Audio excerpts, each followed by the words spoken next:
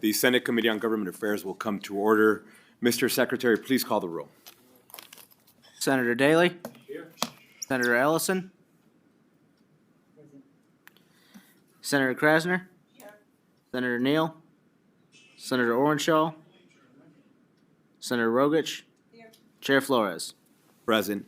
Please let the record reflect 5 members are present. We do have a quorum. Please mark Senator Orenshaw as absent excused, and please mark Senator Neal as absent excused. Good morning to this morning edition of Senate Government Affairs. For everybody following along, I want to give you a little bit of kind of the run of the agenda. In the interest of not keeping folk here too late, particularly some of our members have to have about 5-6 hour drive that they do, and then other individuals just to get them home with their families. We wanted to meet sooner rather than later, so we're not here till 8 at night today.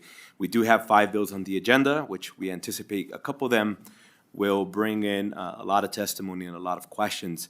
So the game plan for us today is to hear Senate Bill 418 first, followed by Senate Bill 399, followed by Senate Bill 319, followed by Senate Bill 160, and then lastly, Senate Bill 419.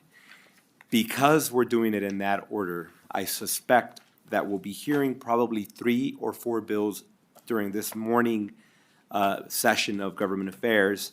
We'll likely take a recess to allow for lunch and Senate Education to meet, as 2 of our members in this committee will be in there, allow them to hear their bills, and then at the conclusion of Senate Education, we'll come back and listen to the remainder of either the 1 or 2 bills that are still on the agenda. But at a bare minimum, we're going to hear at least 3 bills during this morning meeting of Government Affairs, and then we'll do public comment at the very end. I appreciate everybody's flexibility. For those of you who are unfamiliar with the process during this kind of portion of the legislative session, the reason we're doing this is because we have committee deadlines coming up in a couple of weeks. And in the interest of trying to maximize the amount of bills that we hear, we have to just try to make it work and get creative. Please, I don't want anybody to take this as a creative mechanism to try to exclude anybody from the process. As we all know, anybody can call in for public comment, anybody can call in support or opposition. So we hope people will do that to participate in the process. As I alluded to on Wednesday's meeting, we will also be adding additional meeting dates. We traditionally meet Monday, Wednesday, and Friday. We'll probably have to add a Tuesday or a Thursday meeting here and there. So I do want to remind folks to please pay attention to the agenda, as we'll be messing with it. And then lastly, because we meet at 3:30 p.m., and if we have 5 or 6 bills on any given day, that may mean that we're going to be here till 9 o'clock at night. So we'll likely be meeting at the conclusion of Judiciary and Education to try to make things work depending on the day that it falls in. You know, if it's a Tuesday, Thursday, we may be meeting at the conclusion of Education and or Leg Ops, right? So it just depends on the date is how kind of we're going to coordinate that. All right, members, with that, I'd like to open up the hearing on Senate Bill 418. I know we have some folk from PERS joining us this morning. Good afternoon. Good morning. I'm so accustomed to saying good afternoon. Good morning. Welcome to the Committee on Government Affairs whenever you're ready.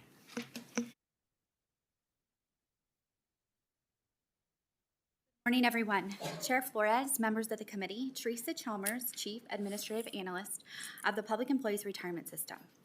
Also here with me today is Ian Carr, the Retirement System's General Counsel.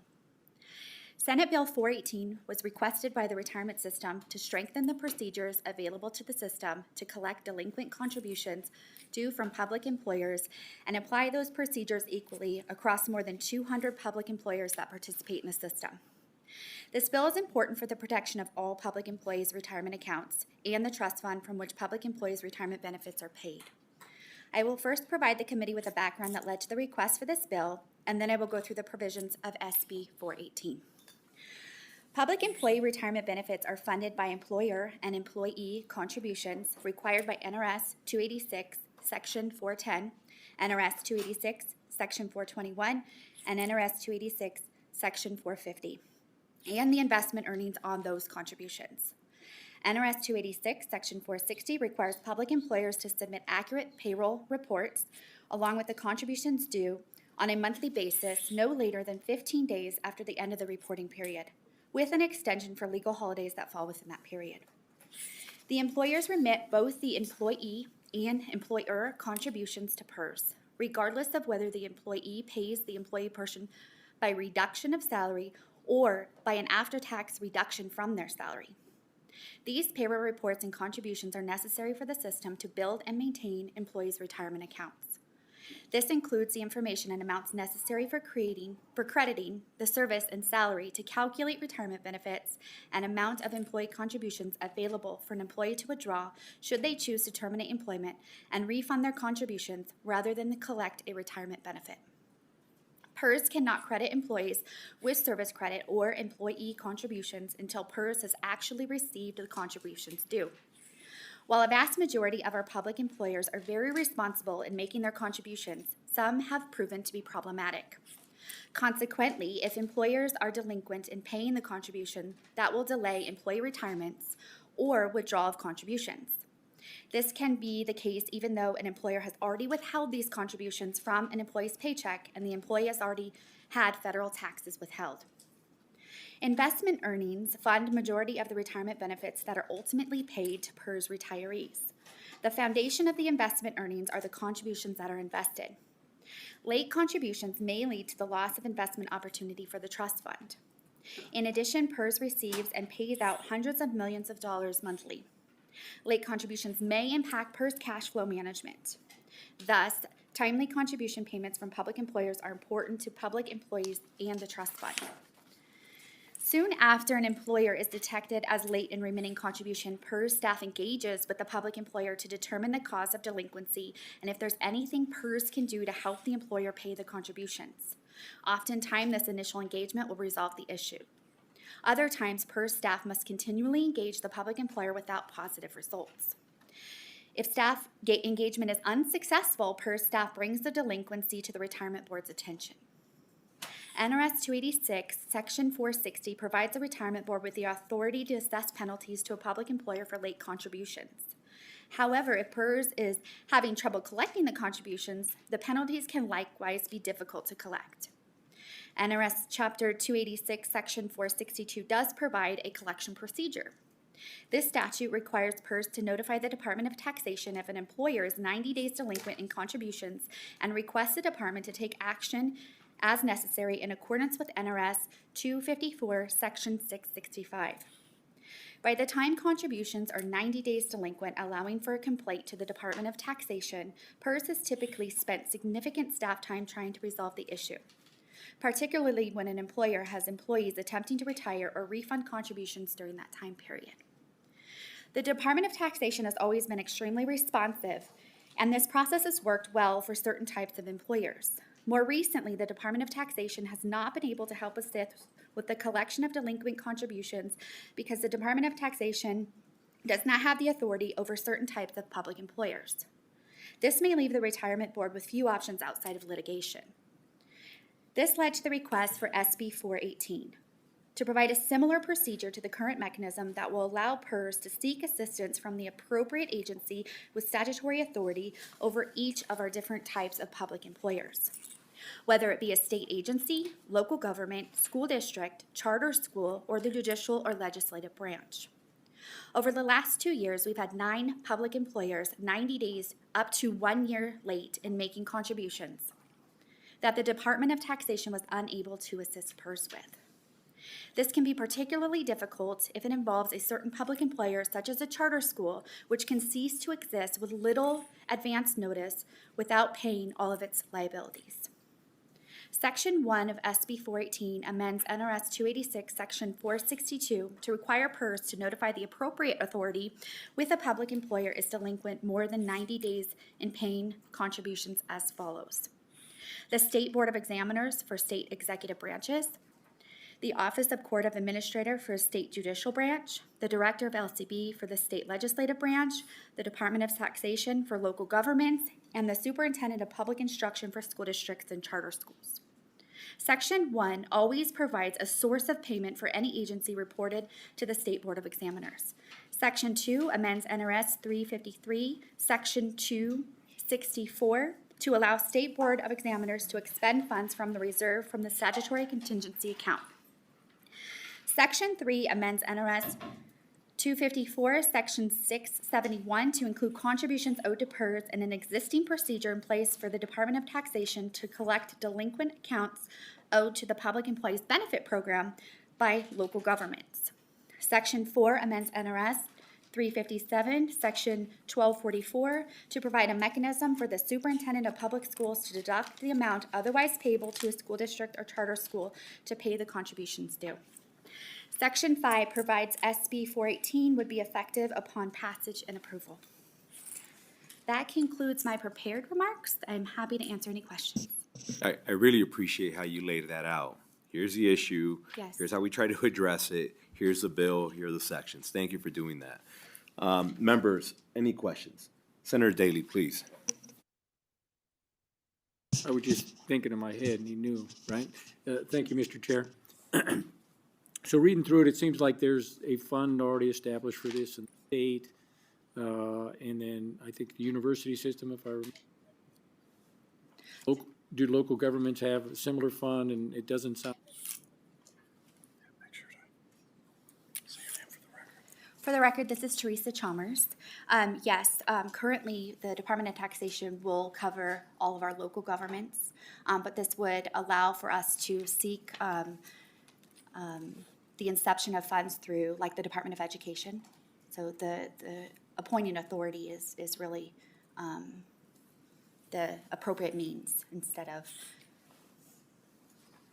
So if I read the bill correctly, there are funds set up to contemplate these delinquencies, and there's a contingency they put in, and we go to try to correct that. But it's not exactly the same for all of them, where there's a contingency fund. There's a clawback for some of the school districts, the university, I guess, on money that they may receive from the state. Will say, yeah, we would give it to you, except you owe this money, so we're going to reduce it by that amount. And so which ones have which? Who has the contingency accounts, and then who would potentially be under the clawback portion? Just for clarity for me.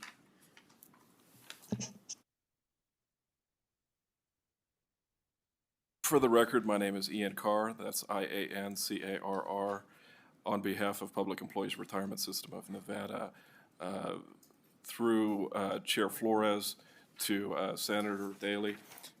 It appears that the particular contingency accounts are going to be for the executive branch entities. This underneath the jurisdiction of the State Board of Examiners. The current mechanism only allows for the interception of funds for those entities, and those are usually local, county, or municipal governments through the Department of Taxation. Now, that existing mechanism under the statute doesn't cover all of these separate employers that derive their funds from separate sources. So it appears that the contingency account mechanisms are for the executive branch. For the executive branch, or I should say non-executive branch such as NSHE, it appears that the mechanism would be interception of funds rather than a contingency account.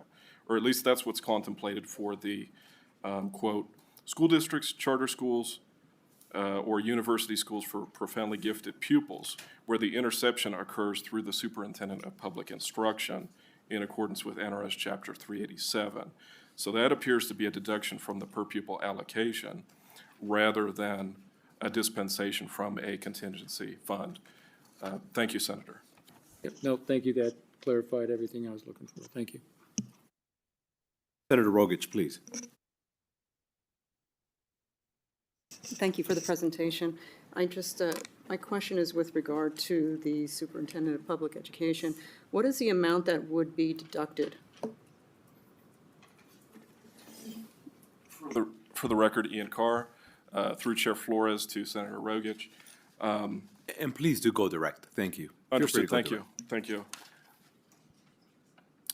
With regards to the Superintendent of Public Instruction, Senator, the existing mechanism under NRS Chapter 387 didn't provide for this, so this statute would create a provision under that NRS Chapter 387, Section 1244, and the amount in question would be the amount of the delinquency. The amount of the principal contributions that the public employer owes to the system would be reported by PERS to the superintendent of public instruction. That amount would be the amount deducted, if that is responsive. Thank you, Senator. Follow-up. Do you have an example of a delinquent amount that exists now or had existed? For the record, this is Ian Carr. I would defer to my colleague, Chief Administrative Analyst Teresa Chalmers. Thank you. For the record, Teresa Chalmers, Senator. Yes, we do. We have 2 charter schools that are currently on a payment plan, a board-approved payment plan. We have estimated balance due at the moment of $486,682 in contributions. Please. Is that combined? Or is it That is that amount for both schools? is combined. I can give you the breakdown if you would like. Please. Thank you. We have one charter, for the record, this is Teresa Chalmers. We have one school, charter school, that is delinquent in the amount of $231,425. And we have one that is delinquent in the amount of $255,257 at the moment. You're welcome. Senator Krasner, please. Thank you, Chair. Thank you for your presentation on the bill. I understand, because of your excellent presentation, that we do need to change how we collect delinquent contributions. And the bill does say that after 90 days, or when a payment's 90 days late, they'll be contacted in writing about the delinquent payment. What happens after that if they still don't pay? What would be the process? For the record, Ian Carr. Thank you, Senator Krasner. Under the existing statute, the mechanism is as follows. We'll generate a correspondence to the delinquent public employer showing the duration and the amount of the delinquency. We'll send that to the delinquent public employer along with correspondence to the Department of Taxation under the existing mechanism in an attempt to collect that. Because the Department of Taxation doesn't have jurisdiction over many of these public employers, that correspondence is often considered moot. We do it, of course, because it's a statutory duty, but the Department of Taxation has no mechanism to recover that delinquency from certain public employers, such as charter schools, that are not under the direct jurisdiction of the Department of Taxation. So the contemplated amended mechanism under this bill would create that same interception mechanism through the Superintendent of Public Instruction with Department of Education. That would intercept from the per pupil allocation for that particular charter school, using the same mechanism, sending correspondence, memorializing the delinquent contributions to the Superintendent of Public Instruction. Thank you. And that's what's done in all other instances, is that correct? Okay. Yes, thank you. Senator Ellison, please. How long has this been going on with the 2 charter schools? Can you give us an idea? The most specific, for the record, this is Teresa Chalmers, Senator Ellison. These 2 particular charter schools, it has been going on approximately 1 year. And they have been in, one of them has been in a payment plan for approximately a 24-month period, and one of them was approved for a 12-month period. At one point in fiscal year 2027, we had 6 charter schools that we were tracking that were over 90 days delinquent. Now we're down to the 2. So at this point in time, when it does get to that point, what do they do? I mean, if you can't collect it, what point in time, what happens after that? For the record, Ian Carr. Thank you, Senator Ellison. Under the existing mechanism, we submit the correspondence to the Department of Taxation. Given that Department of Taxation doesn't have jurisdiction over many of these public employers, we will report to the Retirement Board and allow the Retirement Board the discretion to determine what mechanisms or measures need to be taken to recover the delinquency. That usually results in a payment plan on behalf of these public employers to amortize their delinquent contributions over a period of time. Thank you, Senator. Members, any additional questions? Senator Rogich, please. Just curious, with regard to the payment plans, have the ones that have been delinquent consistent with the payment plan? Record, this is Teresa Chalmers, Senator. Yes, they have at this time. They have complied with their payment plan, both of them.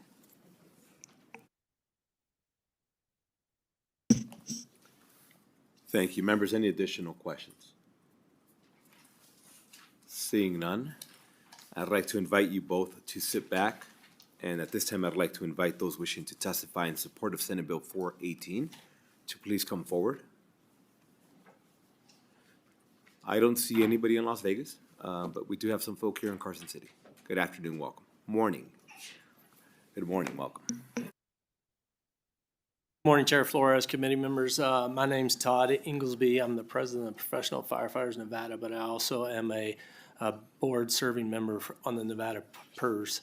And with that, I kind of have a little bit of both perspectives as a member and a board member who wants to ensure the fiduciary responsibility that we have to maintain PERS is funded properly. With that being said, I'm here today to express our strong support for the proposed bill, which we believe is essential for safeguarding the interests of our members and the integrity of the trust. The board unanimously recognizes the significance of this legislation. It serves as a proactive measure to ensure the contributions owed by the employers are received in a timely manner, protecting the financial security of our members, and it is our top priority, and this bill is a critical step in that direction. We have observed a concerning trend regarding certain public employers who you've heard about earlier today from the PERS administration, who are either failing to make their contributions or showing little effort to address their delinquencies. This situation has resulted in a significant consumption of board, staff, diverting our resources away from our core mission. Every hour spent addressing these issues is an hour that could have been dedicated to our serving our members. And I just want to make sure that this is said. This is about protecting the fund, but it's also about protecting our members. Because when our members go to retire and they're in these funds that their employers don't pay, it affects their ability to retire, their amount that they retire, and their accredited service years that they retire with. If they go to retire and their employer is not making those contributions, they could be thinking they're leaving at 20 years retirement, but because of the employer not paying those, they actually have 16, 17 years. Their pay, their highest 3 years also can be impacted on that too as well. We urge your support. This is severely needed, and we thank you. And thank you again for joining us. Anybody else wishing to testify in support of Senate Bill 418? Seeing none, BPS, is there anybody wishing to join us over the phone in support of Senate Bill 418? If you'd like to testify in support on SB 418, please press star 9 on your phone to take your place in the queue.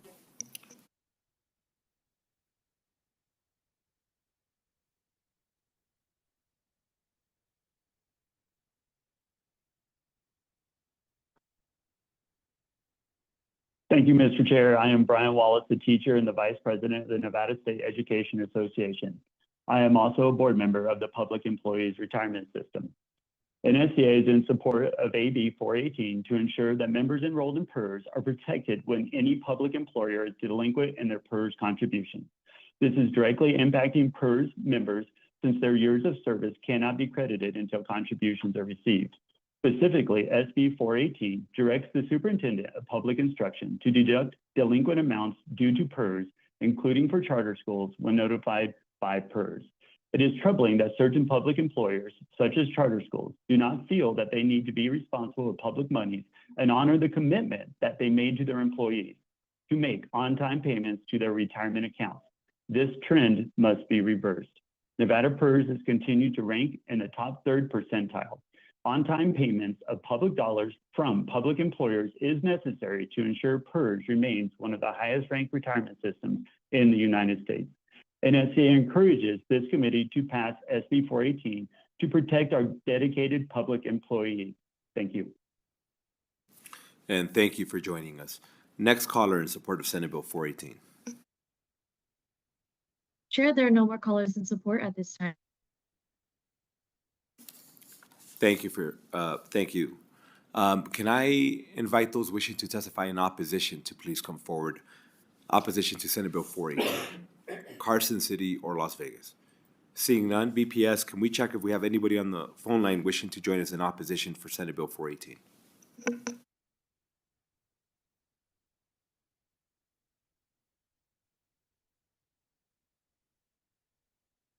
If you'd like to testify in opposition, please press star 9 on your phone to take your place in the queue.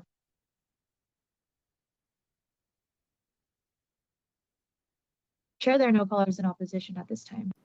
Thank you. And lastly, we'd like to invite those wishing to testify in the neutral position for Senate Bill 418 to please come forward. Seeing none in Carson City or Las Vegas, BPS, anybody wishing to join us in the neutral position over the phone? If you'd like to testify in neutral, please press star 9 on your phone to take your place in the queue.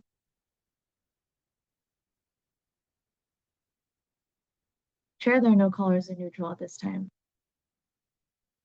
Thank you. If I could just have you come back up for any closing remarks. In your closing remarks, could you address if anybody had reached out to you prior to today in expressing any type of concerns?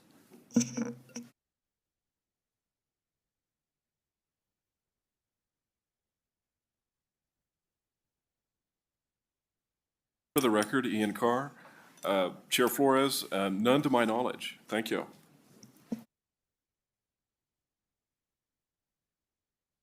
For the record, Teresa Chalmers, we would like to thank the Committee on Government Affairs for allowing us to present SB 418 today, and Senator Dondera Loop and the Senate Committee on Finance for sponsoring this bill and for giving this important issue the attention we strongly feel it deserves. Thank you. Thank you again for your presentation. We appreciate you walking us through that conversation very effectively. With that, we'll go ahead and close out the hearing on Senate Bill 418. I do see Senator Stone is now here with us. At this time, I'd like to open up the hearing on Senate Bill 399. Good morning, Senator Stone, whenever you're ready.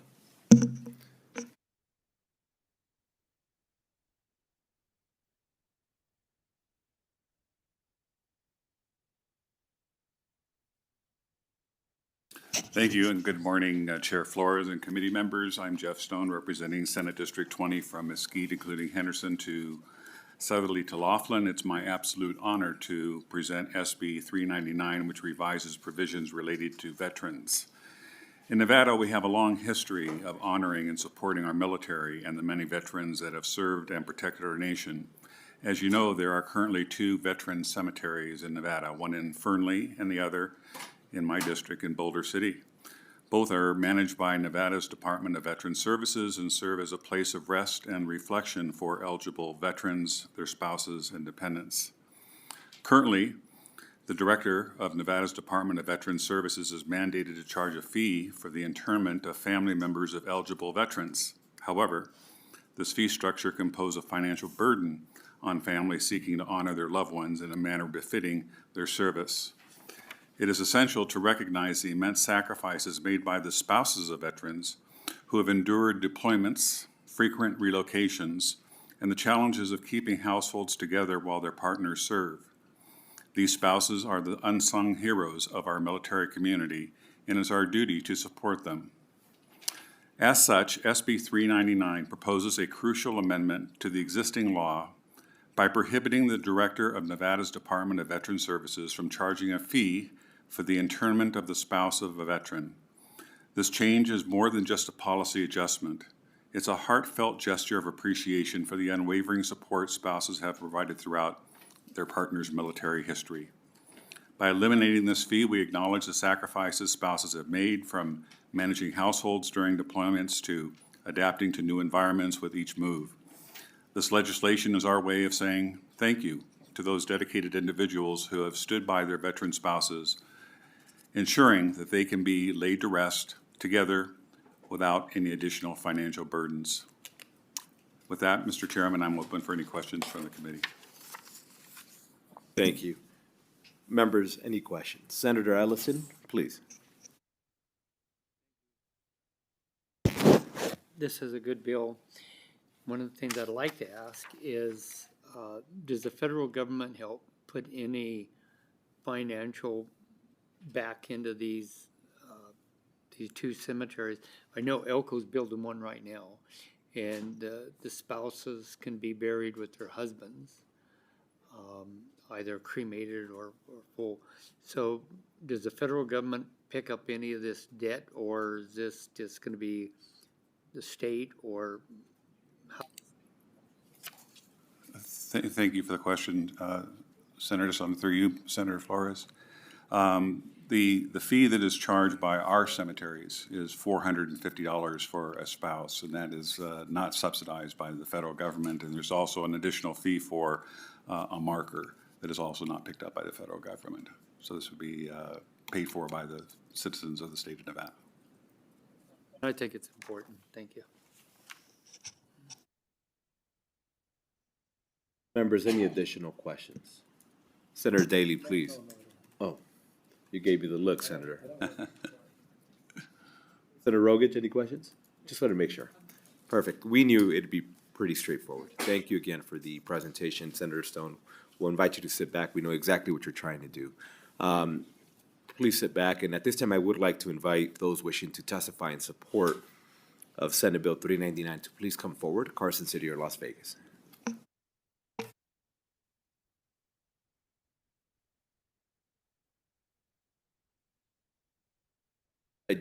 If I could just have you restart your statements with the microphone. Oh, there Thank we you. go. Sorry about that. Good morning, Chair Flores, committee members, Todd Inglesby, President of Professional Firefighters Nevada. We have a strong history of active members and current retired members from the military. We 100% support this. We think this is the right thing to do, and thank Senator Stone for bringing this forward.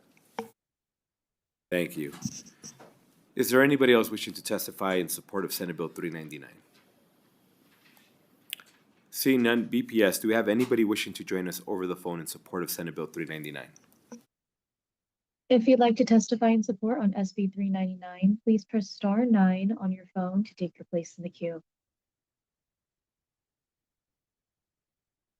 Chair, there are no callers wishing to testify in support. Thank you.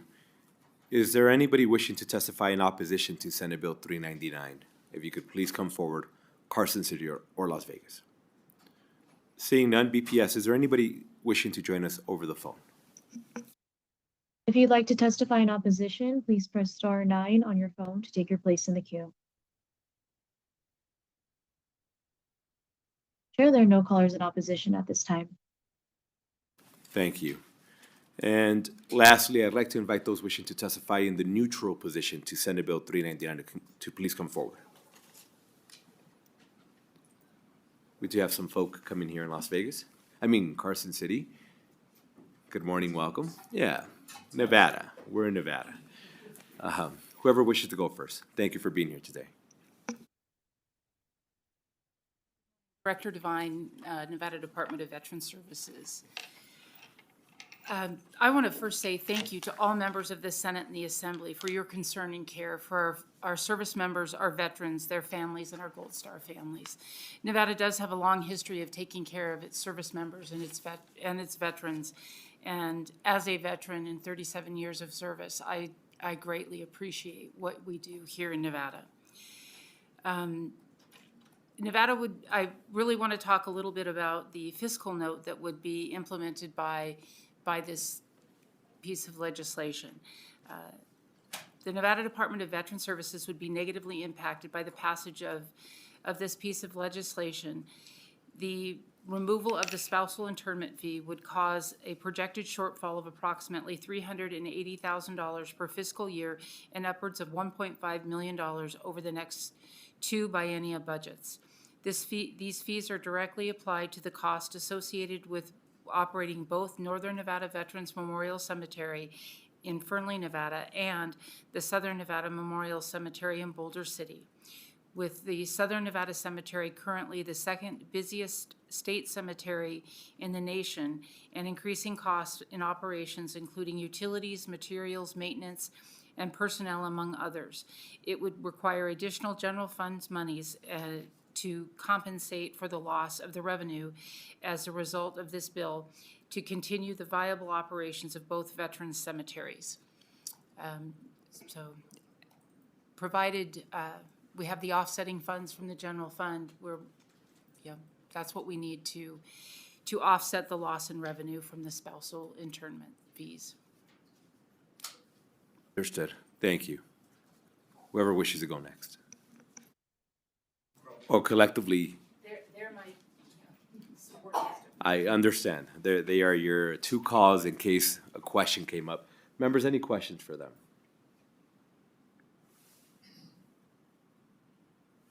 Seeing none, thank you again for joining us this morning. We appreciate that. I assume you have had an opportunity to speak with the bill sponsor specifically about what's being done. Thank you again. Is there anybody wishing to join us over the phone in the neutral position for Senate Bill 399? If you'd like to testify in neutral, please press star 9 on your phone to take your place in the queue. Chair, there are no callers in neutral at this time. Thank you. And with that, Senator Stone, any closing remarks you may have?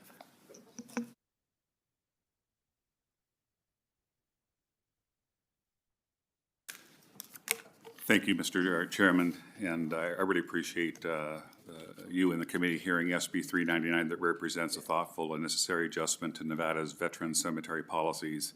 By eliminating fees for the interment of spouses, this legislation demonstrates a deep appreciation for the sacrifices made by veterans and their families. I urge your support of SB 399 as a testament to our state's commitment to supporting those who have given so much for our country, and I appreciate you hearing the bill today. Thank you again, Senator Stone, for your presentation today and joining us this morning and working with our fluid schedule as we may have.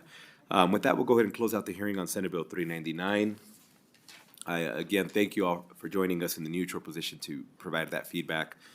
We're going to take a light recess so that we can allow for our next presenters on Senate Bill 319 to join us. We are in recess.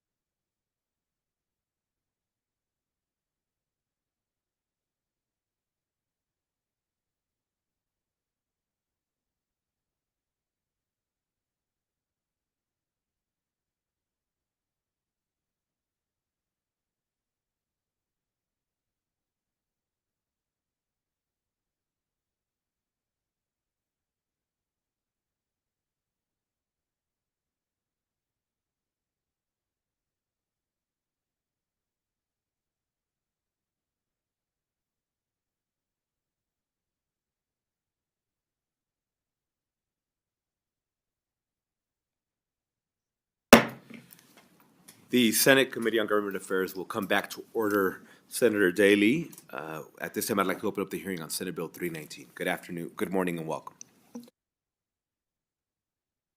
Correct. Thank you, Mr. Chair, members of the committee. Skip Daly, representing Senate District 13, here to present SB 319. So I'll just go through the bill very quickly, section by section.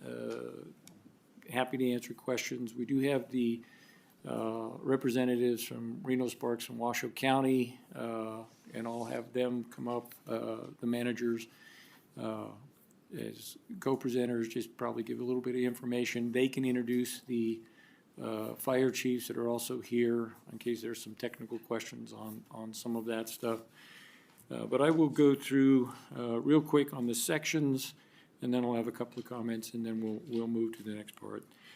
So Section 2 allows, and I repeat, allows for the creation of a county fire protection district within Washoe County, governed by a board of fire commissioners made up of 2 elected, emphasize elected, members from Reno, Sparks, and Washoe County. Section 3 sets out what the Board of County Fire Commissioners, if enacted, can do in regard to the management and administration of a county fire protection district. Section 4 addresses establishing an overall plan for fire prevention and extinguishment of fires, including coordination with the state and the state forester fire warden. Section 5 allows for the appointment of a fire chief and other fire protection activities necessary to prevent and extinguishment of fires, prevention. Section 6 outlines the type of infrastructure and equipment needed to properly operate a county fire protection district and what they can acquire. Section 7 requires the county fire protection district to develop a budget. And then Section 8 allows the Board of Fire Commissioners to implement an assessment to pay the costs as may be necessary to operate a county fire protection district. Before any assessment can be implemented as part of the amendment that you should have in front of you by Washoe County, it will have to be ratified by the cities of Reno and Sparks. Section 9 sets the standard debt limit for county fire protection districts. It's a standard language that LCB puts in on debt limits. Section 10 allows the county fire protection district to pay its bills through the county and requires audits of those accounts. Section 11 outlines what happens regarding any debt of the district if the county fire protection district is dissolved. Section 12 allows for the fire commissioners to reset the boundaries of existing fire districts and departments into a new county fire protection district. Section 13 allows any newly created fire protection district to engage in fire prevention activities. Section 14 amends the Reno City Charter to allow for the appointment of a county fire protection district chief. Section 15 requires the 3 local governments to conduct a study, and that's the study, to determine, identify, and investigate the timing, management, funding, and implementation, provided an agreement can be reached between the local governments, of a county fire protection district. Section 16 is standard language, which doesn't allow for any provisions to disrupt the obligation of previously committed to any bonds that have been issued by any of the local governments. Section 17 is standard language on additional expenses to local government.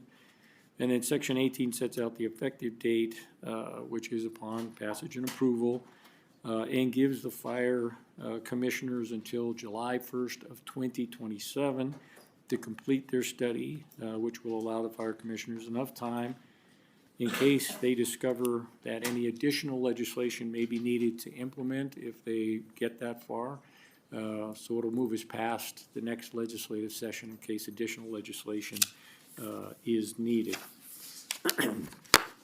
So that's what the bill does. There are some basically technical amendments and various things to address a couple of issues. in the amendment that we put forward, but that's the basic structure of what we're trying to do. So in essence, this is a platform that will allow the 3 local governments to explore a regional or consolidated fire district. And if done properly, and I believe that it will create some efficiencies, and it will also, I believe, improve fire responses. It'll be better on incident command and various things in the fire chiefs, and some of those can talk to many of those things. There won't be a duplication in administration and 3 chiefs. There won't be a duplication in training. There'll only be one set of standards. Same thing with administration, et cetera. So there will be some efficiencies in that regard. But I will let the chiefs answer any questions you might have in that regard. And I would point out, and everybody keeps putting forward to this is not a 2/3 bill, so it doesn't increase property taxes. So if it was if it did that, it would have a 2/3 on the top of the bill, and it does not. So with that, I think I can ask questions now, or I can come up and interject, or you can hold whatever policy questions you think that I need to answer, or we can just bring the managers up and let them go forward at this point as co-president. Yeah, please, let's have them join us.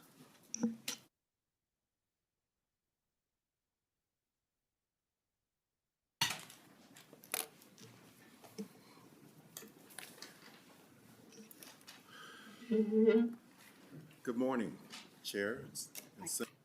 If I could just have you start one more time, please. Good morning. How about that? For the record, I'm Washoe County Manager Eric Brown, and I'm pleased to be here with you this morning. I'm joined by Reno City Manager Jackie Bryant, and Sparks Assistant City Manager McCormick. We thank you for the opportunity to address you today on this bill. At the direction of our city councils and our county commission, the managers have been meeting on a weekly basis to take a look at the issue of fire regionalization and how to best approach it. Washoe County, I want to be clear, has not taken a position on the bill. And I think the consensus of the commission is that they would like to see more information, as in the study, before deciding to do so. With that, I will turn it over to City Manager Bryant. Good morning. For the record, Jackie Bryant, City Manager for the City of Reno. It is our pleasure to be here, and we are very grateful to you all for taking the time to hear this bill. The City Council of Reno is very supportive of the concept of regionalizing. We believe that it will enhance services for residents, businesses, and visitors to the region. We believe there are efficiencies to be gained, as well as safety and increased response times. So we are here in full support with our colleagues, and again, appreciate the time.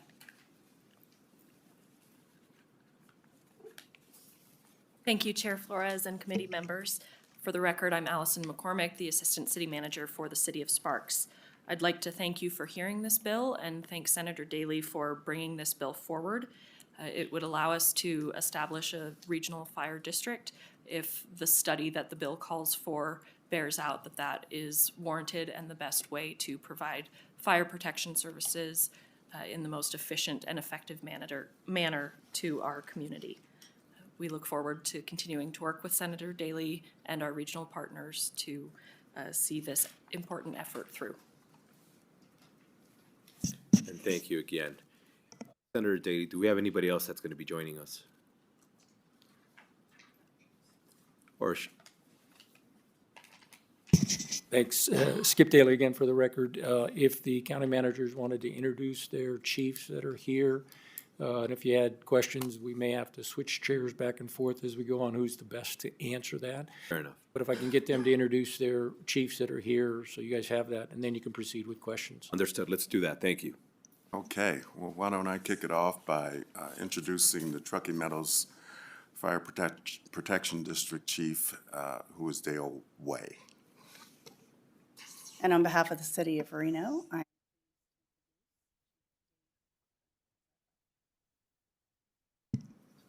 And I am equally pleased to introduce Chief Walt White from Sparks Fire Department.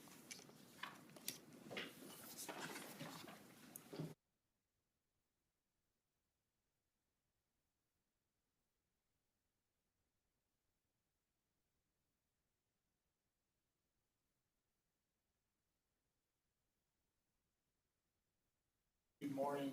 Thank you for having us today. And if I could just have you turn on your mic, please, so turn green when it's good to go. There you go. Good morning, and thank you for having us today. I truly appreciate your valuable time and attention on this matter.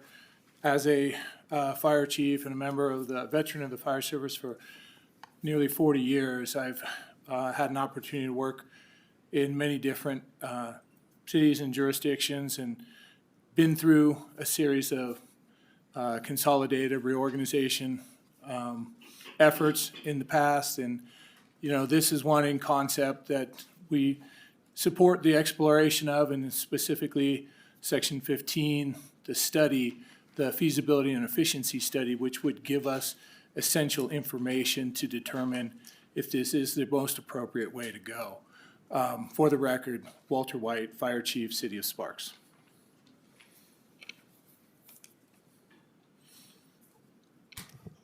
Good morning, Chair Flores and distinguished members of the committee. My name is Dale Way, and I'm the Fire Chief and CEO of Truckee Meadows Fire Protection District. A proud native Nevadan, born and raised in southern Nevada, spent a good portion of more than my 25 years or more in the fire service in southern Nevada. Come from a long line of fire service professionals who, back to the late 50s in southern Nevada, and offer obviously my experience to the committee as we work through this. I want to thank Senator Daley for bringing this forward and giving us a pathway to perform this study to determine what is best for fire protection in the region.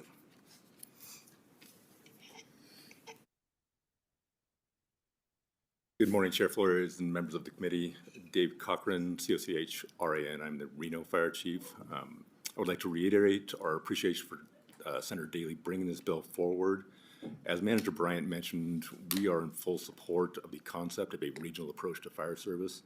Having worked for the Reno Fire Department for nearly 3 decades, I'm very familiar with the area and with the challenges that we face, and a regional approach is undoubtedly the best way to face those challenges. I was actually working on the fire engines out in the field when we were consolidated back in 2000 to 2012. So I know from an operational standpoint, it's very effective. I know there's some other challenges, but I think the path and the direction that we're going is the right path and the right direction and best for all the people in the whole region. So thank you for your time. And thank you. At this time, members will open up for questions. I'll start off by just saying thank you. Obviously, you do an incredibly important work in our communities, and we appreciate you and all the humans behind you that keep our community safe. Members will open it up for questions. Senator Ellison, please. Thank you. I understand, I think, what you guys are trying to accomplish. I know that there's been problems in the past where somebody wouldn't cross one boundary to another boundary to another boundary, which caused houses to burn down. One of the things I would like to ask is, it says, related to the county fire protection districts authorizing the function of a county fire protection district. This does not say a study. So do you want to explain that? And because that's what you're trying to do, is you're trying to do a study and know what the finances are going to be. So if this passes with this study, at which point in time does each board going to vote on that, or is that going to be open to the public? I think the study, the language regarding the study is reflected at Section 15. And I apologize for interrupting you. If I could just have you state your name for the record. Dave Cochran, Reno Fire Department. The language for the study is located in Section 15, and at the risk of speaking for the various jurisdictions, I think we're all in support of that concept. that is what we hope will guide and provide us direction on what that consolidation or regional approach, I'll use regional approach because it could look different, but the bill provides a framework, and I think the study is designed to provide the specific direction once that's completed.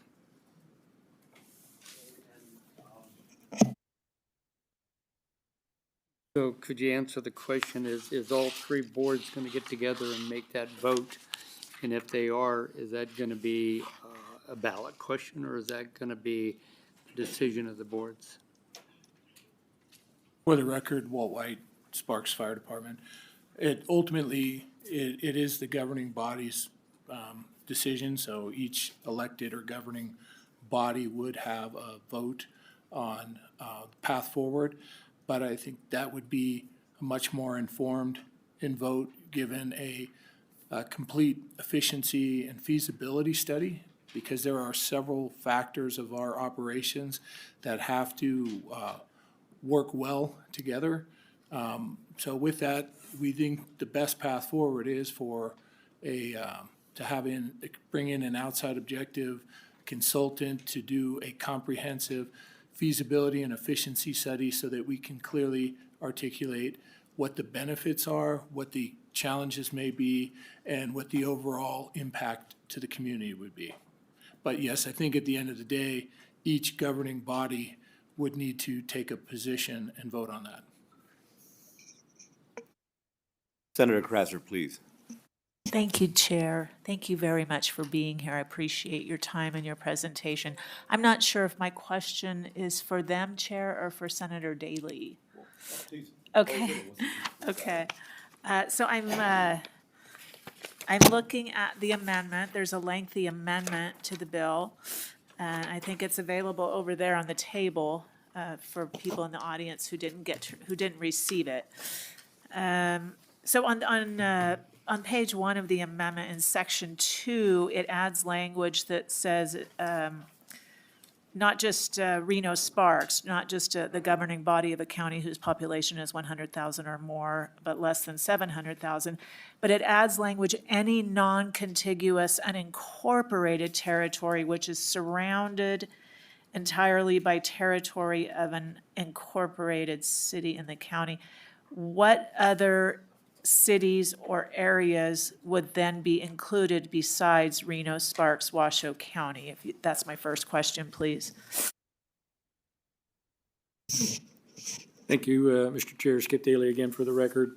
In specific to that, there are islands within the both city of Reno and Sparks that are unincorporated Washoe County.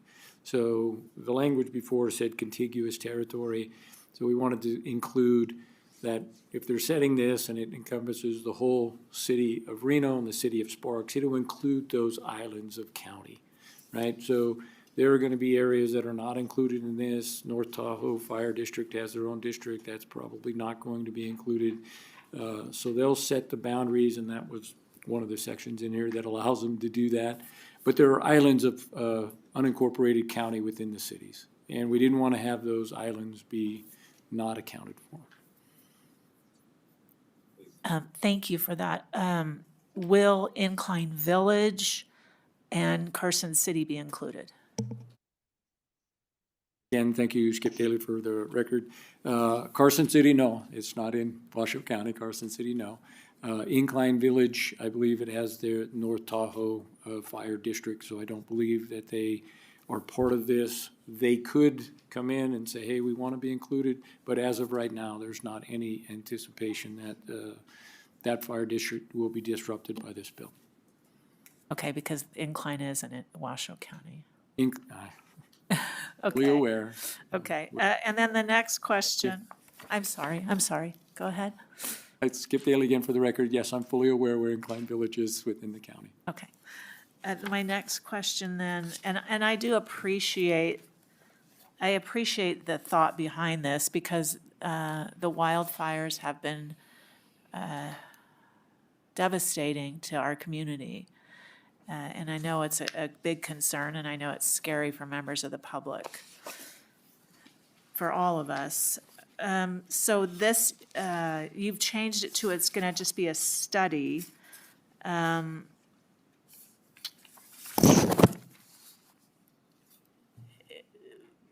once you have the results of the study, then will it go before the boards of Reno, Sparks, and Washoe County? Is that your intention?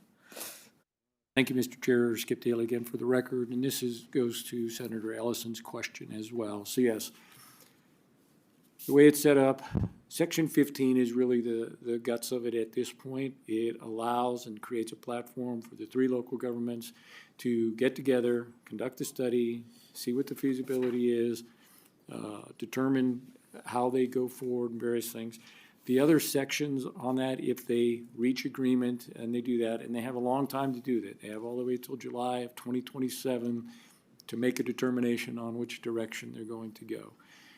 If they decide that they want to move forward and they have an agreement, and they've set that up and that we're going to do an assessment, et cetera, then that has to then get an affirmative vote from Sparks, a ratifying vote, if you will, from the city of Reno before it goes to the county commission to be voted on and implemented. So it would take a vote of all 3 local governments to agree to what the results of the study is.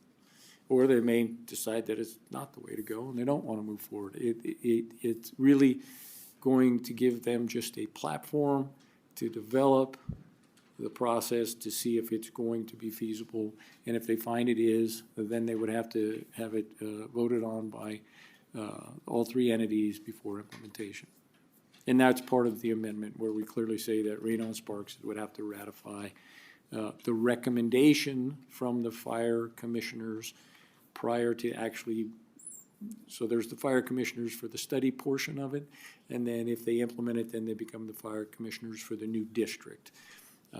And the way it's set up, I'm anticipating a question, there'll be 3 elected people, there'll be 2 elected people from each of the agencies, so there'll be a total of 6. 4 votes would be enough to pass a motion, provided that there's at least 1 vote from each entity. So 2, Reno and Sparks couldn't gang up and outvote the county. There would have to be at least 1 county vote of the 4. Otherwise, it wouldn't be a valid motion. So there's some built-in precautions so that they try to get along and actually just say, are we going to do this or we're not? And it's a platform for them to engage in the process. Thank you, Chair. Please follow up. Appreciate it, Chair. Thank you, Senator Daly. So the concern I'm hearing from people who live in Washoe County is that there's going to be a study, it's going to go to the consolidated 3 boards, and then there's going to be a tax increase, a property tax increase. As I said earlier, there will not be a property tax increase. There is no property tax in the bill. If it was, I told you there would be 2/3 at the top of the bill. Exactly. There's an assessment, which is not property tax. I understand that. And again, the concern is that it's going to be a study, then it goes to the vote, and then the tax increase. But it's going to be punted down and eventually. Again, Skip Daly, for the record, is not going to be a tax increase. I'm not saying ever. You can guarantee that? There's not a tax increase contemplated in this bill. It's an assessment. You can look up the 2 words in the dictionary and understand the difference.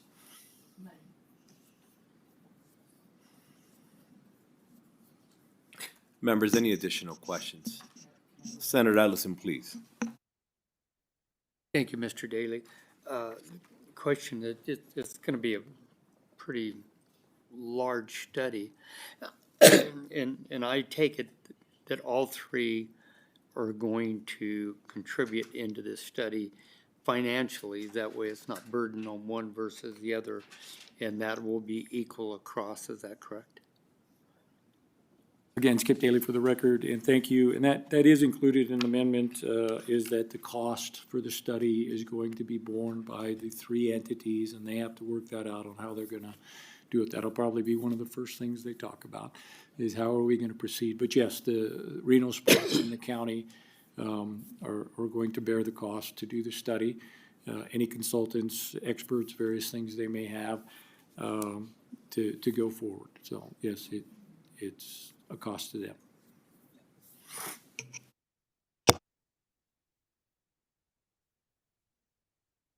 Thank you. Members, any additional questions? Oh, no questions.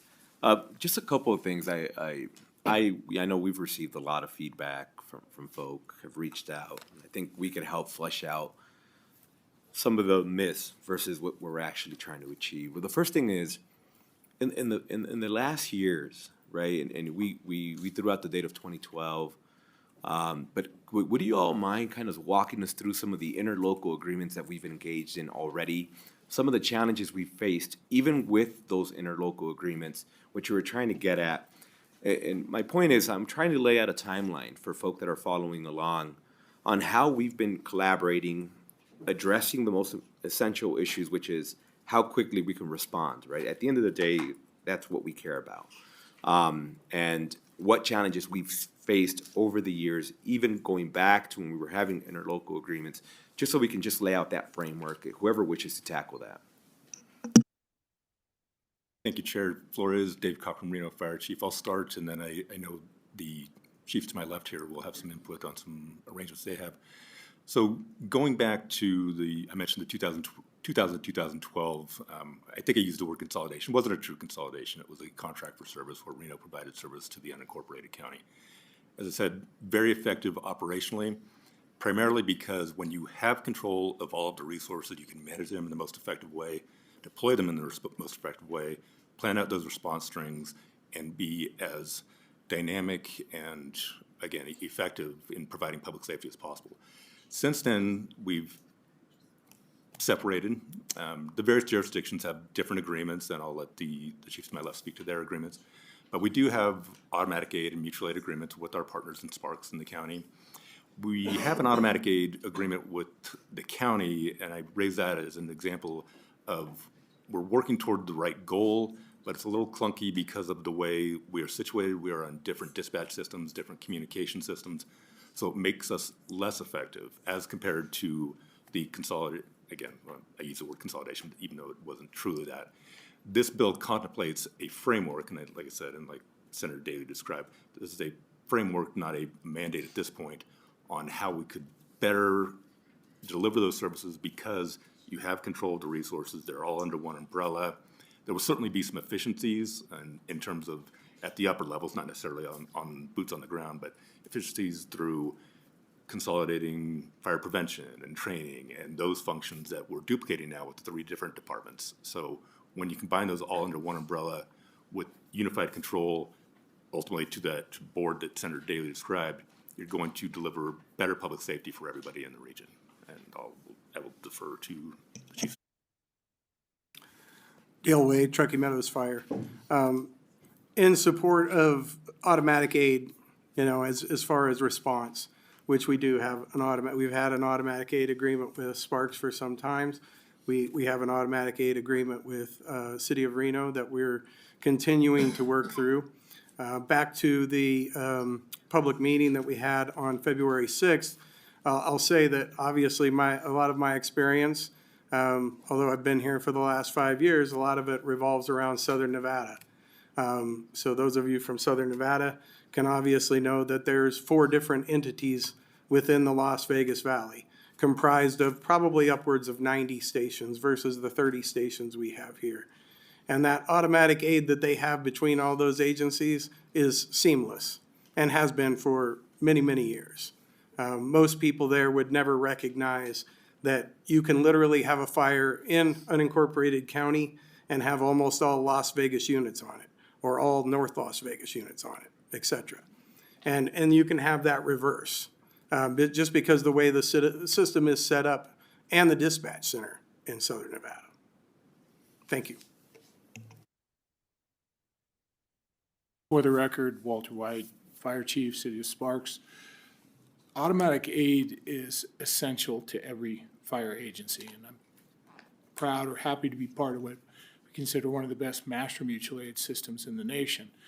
There's no one agency here that could handle every incident or challenge they may face on their own. We all rely on the support of our neighboring allied agencies.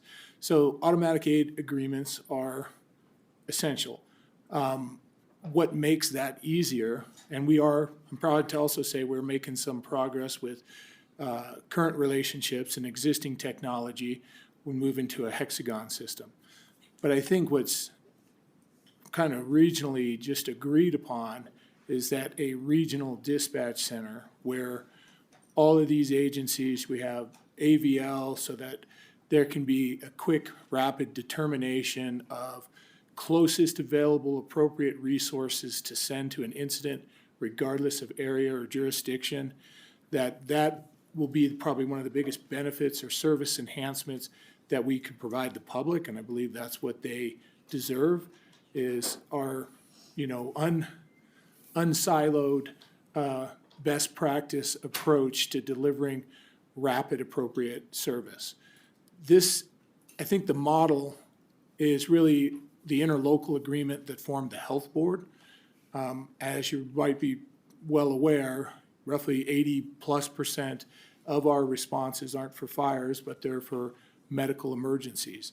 And time is definitely of the essence in both, whether it's a fire that doubles in size every minute it goes unmitigated, or, cardiac arrest where you can have irreversible damage within 6 minutes without medical intervention.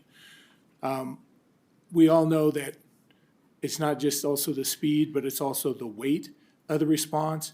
And not one agency here has all the weight and is strategically located for every incident as we are together. So we're definitely a lot stronger together, and we're more than the sum of our parts. And I think that's what the intent and purpose of this bill is, to help us explore those opportunities to improve or enhance service delivery and improve organizational and operational efficiencies. And before I go on to my next question, you mentioned the hexagon system. Could you just walk us through what that is? Right now, we're on 3 different CAD systems, and we're on a Tiburon system, which is just, it's a vendor for providing these. What is optimal is CAD to CAD linkage amongst all 3 agencies. Currently, we don't have that interoperability, but with us all moving to a hexagon system, we will have that CAD to CAD linkage where we will not only be able to determine which ones are available, but precisely where they're located with the AVL, so that a regional dispatch center can quickly make an assessment and determine what are the closest appropriate resources to send to an incident based on regionally agreed upon call-out procedures. And then just for any one of you, can you talk about some of the jurisdictional challenges with the boundary lines and or where the interlocal agreements are silent? Because obviously one of the biggest concerns that we hear about, and again, when I was reading through some of the complaints that were coming in, there was this conversation about what's this mean with money, and we can talk about that in a second.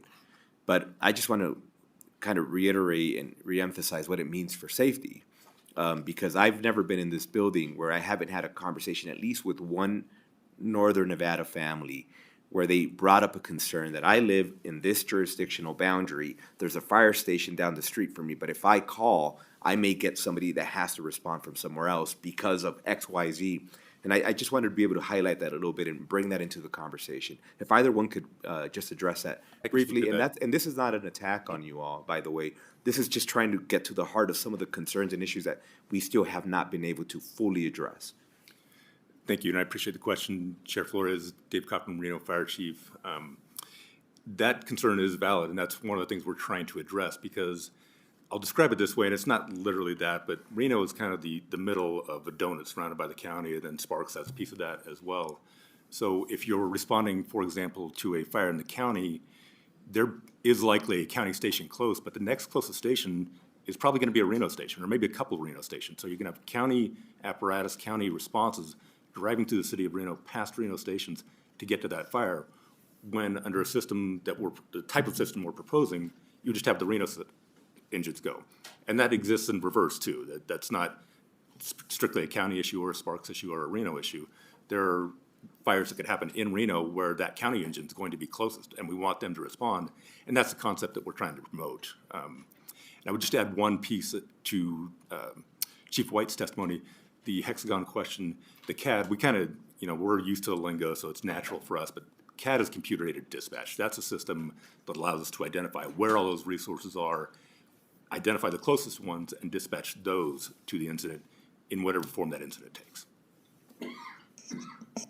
And then the only other question, and I think it sparked a couple of questions from our members here, but you mentioned the Southern Nevada model and what kind of is happening there. We're obviously not reinventing the wheel. This is not some weird creative experiment, right? We see this in other jurisdictions within the state. We see it in other places outside of Nevada where this is happening. Can you just talk a little bit about your budgets and how you see that potentially if we move in this direction after we do the study, after we have input from everybody, after we do this correctly, right? Just how you see the money working between all of you. For the record, Walt White, Fire Chief, City of Sparks. You know, the harsh reality is, you know, that whether a city or a special district or a county, they can really only have the level of public safety that they can afford or they're willing to pay for. So the more efficient we become, and, you know, when it comes to financial, you know, each one of us will have our own financial challenges from time to time, and we'll have to make decisions, impactful decisions accordingly, you know, when those decisions have to be made, it's better made from a regional perspective because we're not a standalone system, we're an integrated system. And, you know, where we strategically place resources and which ones we stand up or have to stand down, I personally believe that those decisions are best made from a regional perspective. And that if we can find a way to, you know, collaborate to the highest levels, that those efficiencies will help us better weather any financial challenges we may face. Please. Thank you, Chair Flores. Dale Way. From our standpoint, I would have to say is how it would affect budgets is we would not know until that study is conducted, clearly. Thank you.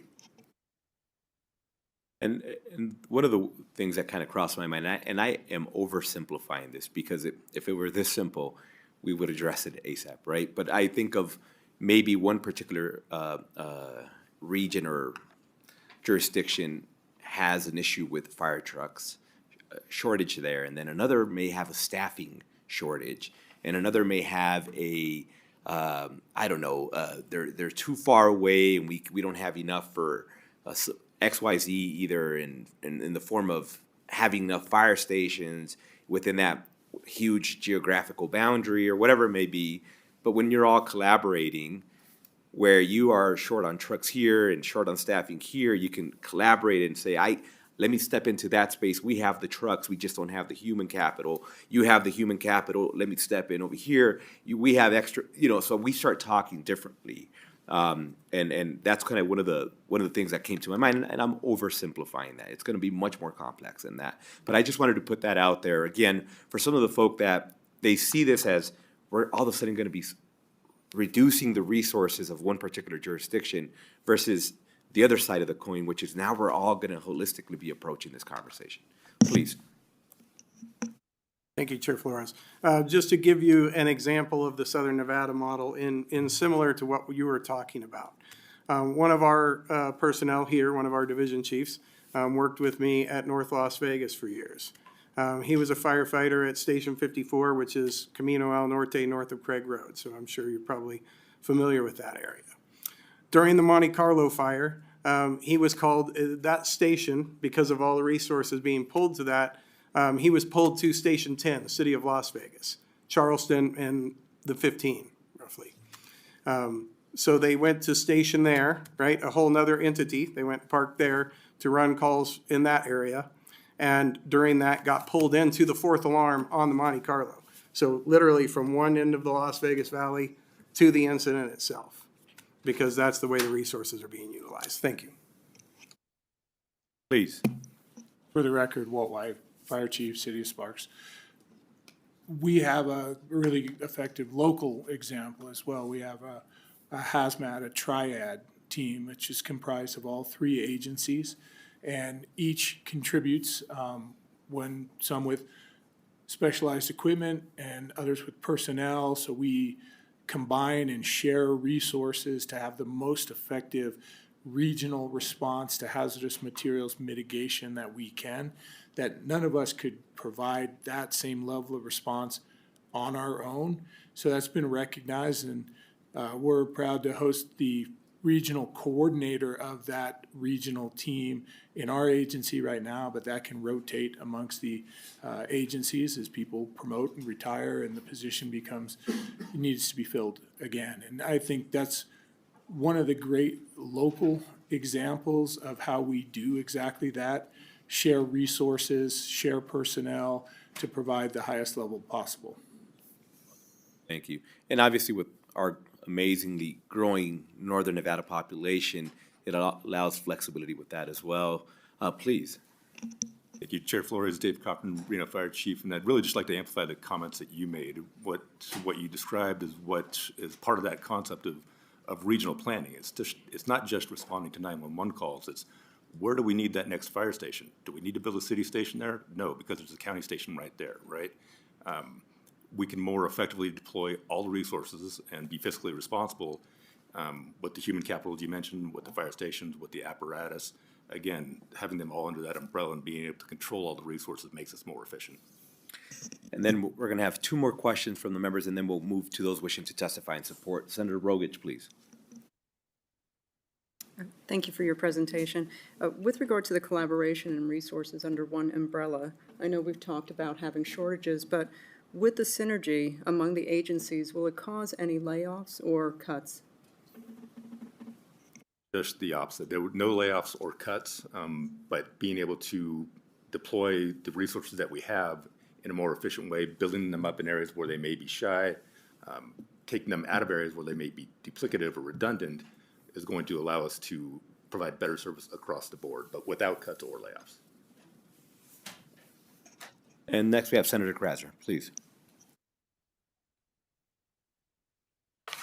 And my assistant right there has something for me. So you have my permission to come over.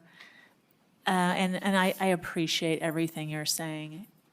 It's just that, there's always two sides to every. Thank you so much.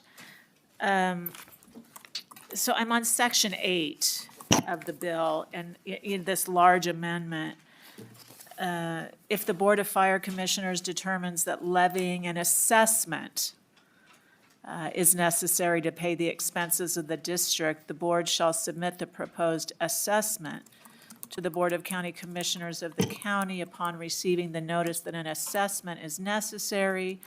The city councils of Reno Sparks shall vote to either support or reject this assessment.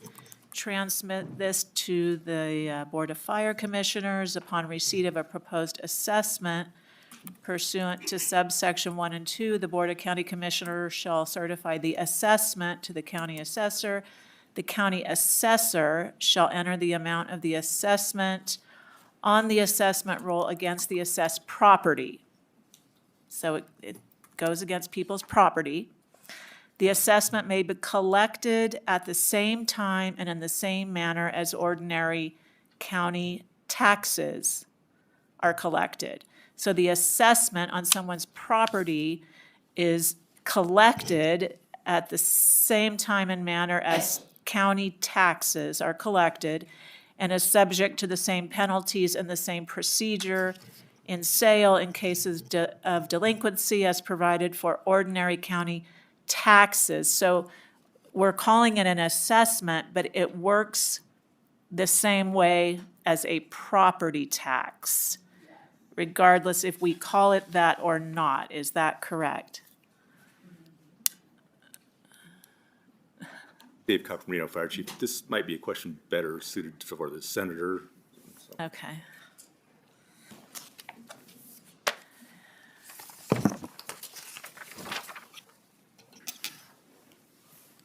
Thank you, Mr. Chair. Again, Skip Daly for the record, and thank you for reading the words. And they still say assessment, not taxes. Right. End of story. An assessment that works like a property tax is what is concerning the people that live in the district, and I've received so many emails. So it's my job to ask and vet this out. Thank you. Excellent. And Skip Daly again for the record, and thank you, and I understand the concerns. But what we're trying to get, and I think what everybody wants, is to have the best fire protection services we have. We don't want to have, like we saw in Los Angeles, having to have a chief get up in front of the cameras and say, well, we didn't have this resource, we weren't prepared here, this reservoir wasn't available, et cetera, et cetera. We didn't want to have that when we had the Davis fire recently. Who do I got to call for this? That was all in the county. But people are calling the city of Reno, they're calling the mayor of Reno saying, hey, are we prepared, what's going to happen, this and that, and having those conflicts between incident command and who's doing that. And I'll just tell you this story. A friend of mine that lived in Tennessee, rural Tennessee, and he told me they had a program, volunteer fire department, and they went to the various people that lived in that district for the fire department, and they said, hey, if you want to pay a voluntary assessment to the voluntary fire department, then you'll be covered. You'll have the fire protection that you need, the best that we can provide, et cetera, et cetera. And if you don't, it's optional. You don't have to. So sure enough, as the story was relayed to me, a gentleman's house catches on fire. He calls for the fire department. The volunteer fire department comes rolling up, goes right past his house and goes to the neighbor's house. And he says, how come you're not putting the fire out at my house? And he says, you didn't pay the assessment. You didn't want to do it. It was optional. We're just here to make sure that the guy's house who did pay the assessment doesn't burn down. We don't want to have that type of scenario. And paying for the fire service you want when a fire's coming, it's too late. We need to do this study. We need to see if the assessment's there. We need to see what comes out of it. And then we can move forward from there. But if you want to, say, hey, we don't want the fire service that everybody in our community deserves, then that's fine. You can come up and say, we don't want the fire service that everybody in our community deserves. And we don't even want to find out if we should do it. So I'll just answer the question like that. It's an assessment, I understand. And if you wait until there's a fire, and they say, oh, wait, no, I'll go ahead and I want to make sure that I'm covered, too late then.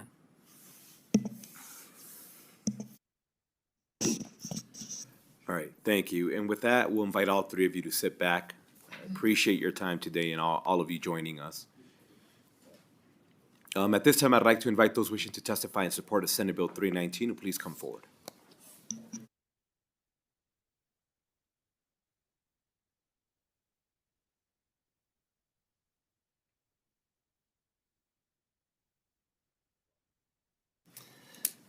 Good afternoon. I think Chair Flores, committee members. My name is Todd Inglesby. I'm the proud president of the Professional Firefighters Nevada. I get to represent all our members who are in this region we currently are, and I currently work up here. But I had some added insight because I spent 20-plus years working in the system that we have in Southern Nevada. We obviously thank Senator Daly for bringing this. Thanks for all the chiefs for the willingness to look at this, all our community partners up here to do what's best for Washoe County in this region. So we obviously support this study. The primary objective of this study is to explore the feasibility and benefits of establishing a joint fire district that would enhance our emergency response capabilities. By investing in this model, we aim to ensure that we can provide the safest and most effective response for our members, as well as the residents of Nevada and the millions of guests who visit our beautiful state each year. Safety is our paramount in our mission. A joint fire district could foster collaboration and resource sharing among fire departments, leading to improved response times and more efficient deployment of personnel and equipment. This collaborative approach would not only enhance our operational effectiveness, but also ensure that we can meet the varying needs of our diverse community. Washoe County is a unique region with its own set of challenges, including varied geographic population density. Obviously, we have a lot of urban interface areas here too as well, and seasonal visitor influx. A joint fire district could provide a coordinated response strategy that accounts for these factors, ultimately leading to better outcomes during emergencies, By pooling resources and expertise, we can create a more resilient and responsive fire service that adapts to the specific needs of our communities. Thank you, and I'll answer any questions if you have any. Thank you, and your timing was perfect, so I am not saying this because of you, but I just wanted to make it clear. It is a tradition in this committee that we ask that support opposition neutral keep their comments to 2 minutes. I do have a little timer in front of me, so if you see a little blinking light, that will be my signal to tell you that it's hit the 2-minute mark. Just for the sake, because I know there's a lot of participation, a lot of people want to come in, and I want to give everybody an opportunity to speak, but I want to be fair so that we give everybody the same amount of time. Please continue. Good afternoon, Mr. Chair, members of the committee. For the record, my name's Tom Dunn. I'm a district vice president for the Professional Firefighters in Nevada. I'm also the vice president of the Reno Firefighters Association, which represents almost 500 firefighters, professional EMS employees, as well as prevention staff and fire fleet mechanics.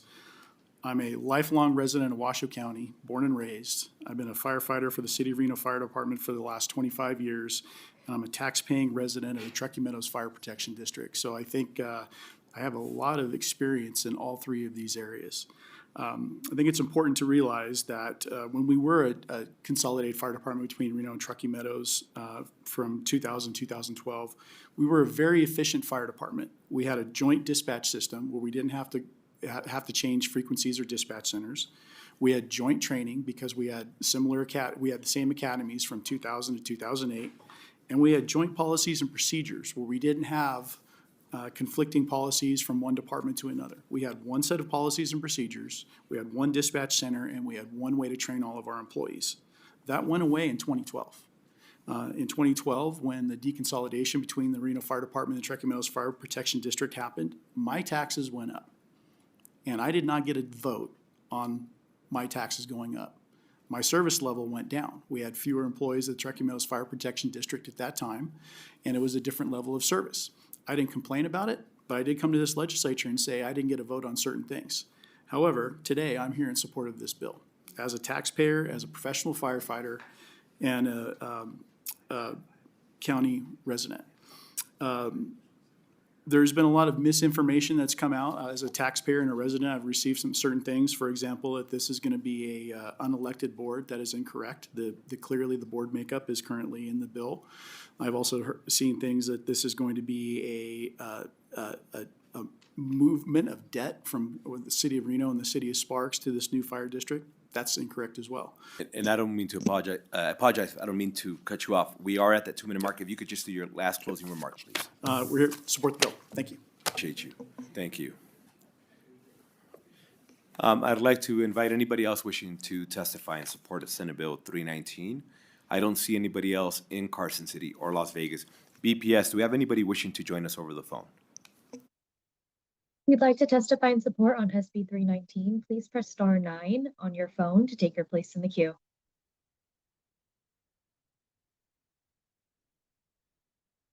Chair, there are no callers in support at this time. Thank you. At this time, I'd like to invite those wishing to testify in opposition to Senate Bill 319, either in Carson City or Las Vegas, to please come forward. Opposition to Senate Bill 319. Good afternoon. Are we finally in the afternoon? Yes, we are. All right, good afternoon, welcome. Please feel free to take the third seat. Thank you all for joining us. Whoever wishes to go first. Good afternoon. Mr. Chairman, members of the committee, I'm Josh Hicks with McDonald Carano. I'm here on behalf of the Builders Association of Northern Nevada. We are in opposition to the bill, but I do want to just make one thing clear, that the idea of fire regionalization is something that the association does support. There's a lot of benefits to that. Right now, the costs of new fire stations, the costs of new fire equipment tend to fall disproportionately on new home construction and therefore fall disproportionately on new home buyers. Having something that is regionalized with a district where everybody is participating in that district and the funding is something that is valuable. The concerns we have with this bill really rely on the procedure of the financing mechanism, which is in section 7 and 8 of the bill. That's the piece that essentially has a fire commission set a budget, set assessments, and then it seems to me from the reading of the bill that those budgets and assessments must be accepted by the commission. And then there's really not an option to modify or evaluate or look at those. And so that is the concern of the association. We'd be happy to work with the bill sponsor and any stakeholders to further refine this bill, to get it to where we think it needs to be a good thing for the community. Thank you. And thank you for joining us. Good afternoon, welcome.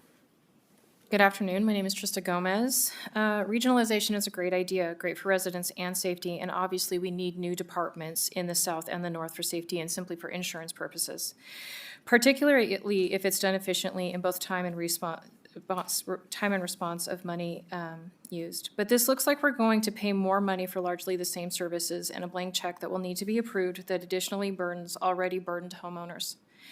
In brief, our understanding, or at least concern, is that the funds currently used for fire departments will be diverted to the general fund to augment and maintain what most would consider poorly managed municipal and county budgets with higher than average employee salaries, top-tier benefits, and unsustainable PERS contributions that are not a privilege that the public paying for these enjoys. It's our understanding that firefighters got a substantial raise and that chiefs got upwards of a 30% raise.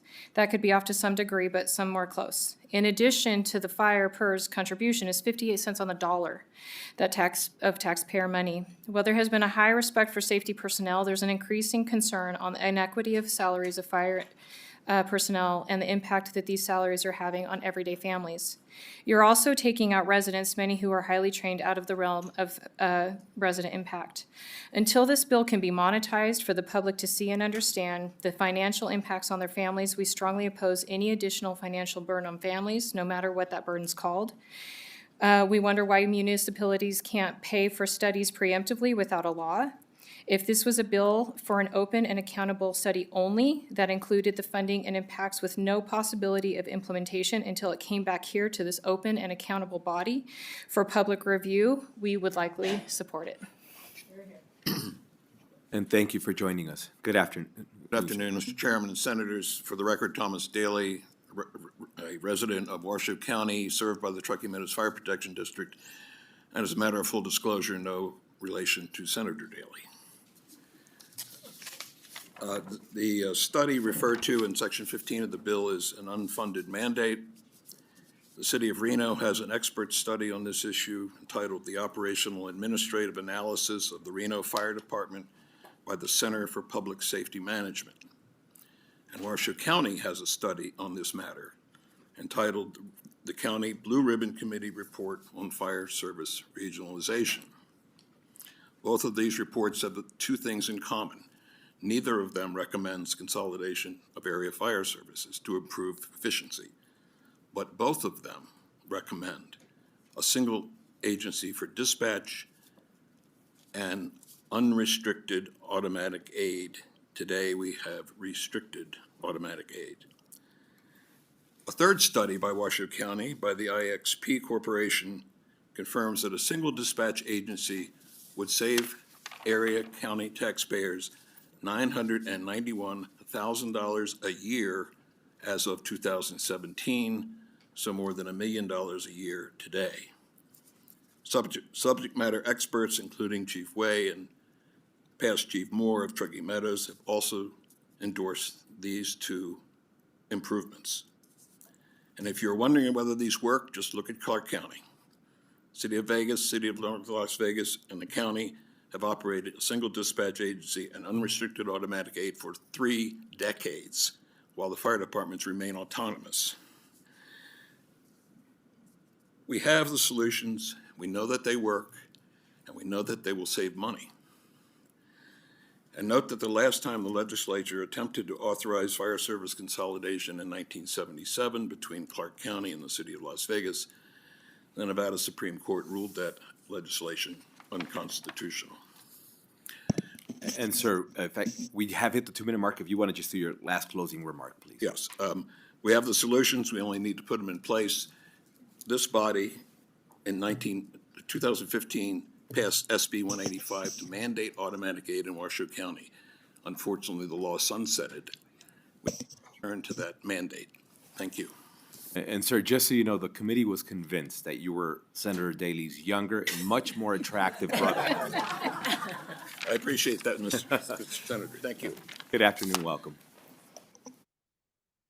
I'm Heather Kolodny. I live in this district. And by the way, I lost my childhood home and my parents' home. And I also have a son who's a firefighter.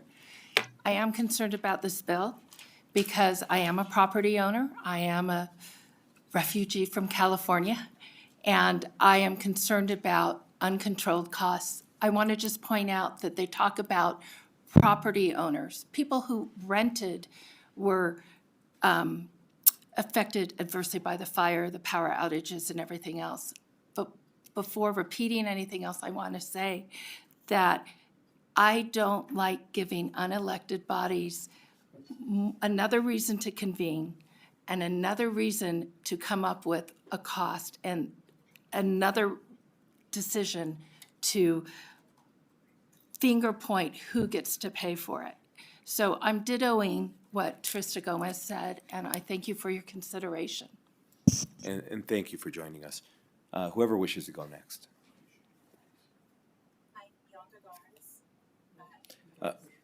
Just if you could have you turn on your mic and have, and then, ma'am, if I could just have you vacate that seat just in case somebody else wants to come in.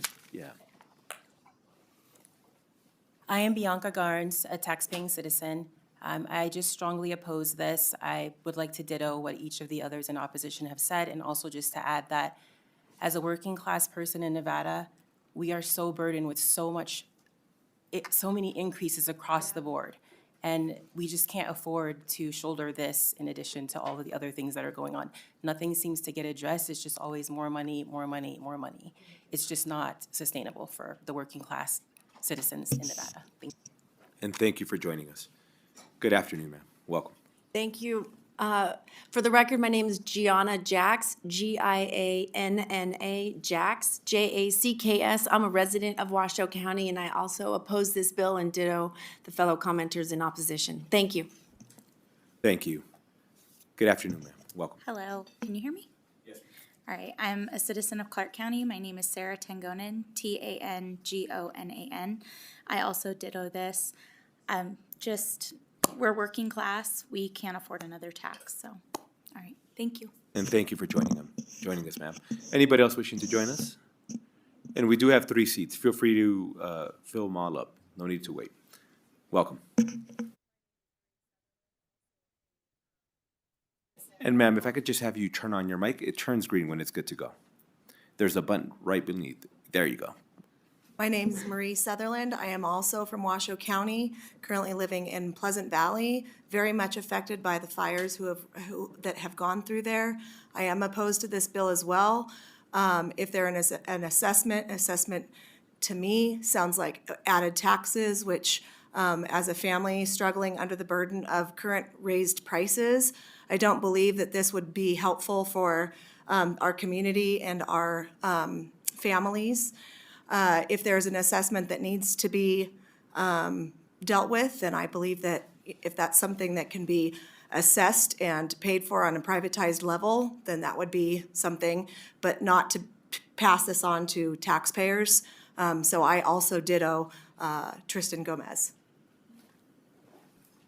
And thank you again for joining us. Is there anybody else wishing to testify in opposition to Senate Bill 319? Seeing none in Carson City or Las Vegas, we'll go to the phone system. Do we have anybody wishing to join us over the phone, BPS? If you'd like to testify in opposition on SB 319, please press star 9 on your phone to take your place in the queue.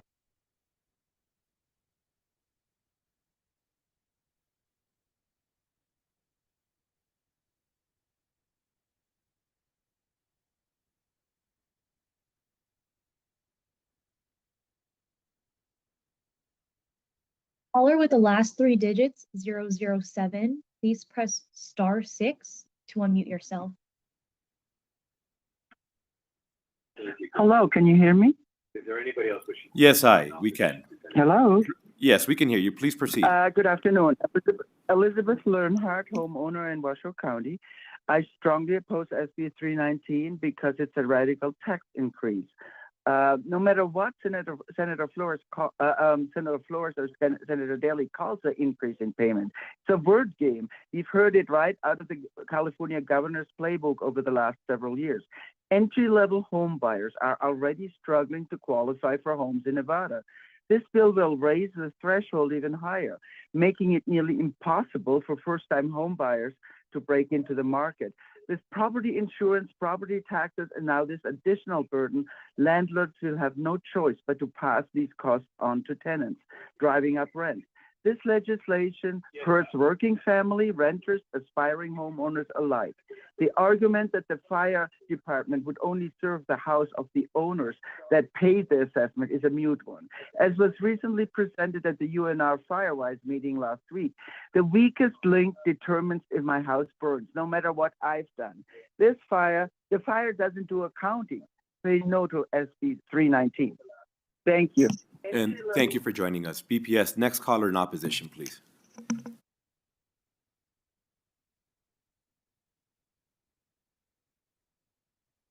Good afternoon. This is Lynn Chapman, LYNNCHAPMAN, and I'm with Nevada Families for Freedom as the Vice President.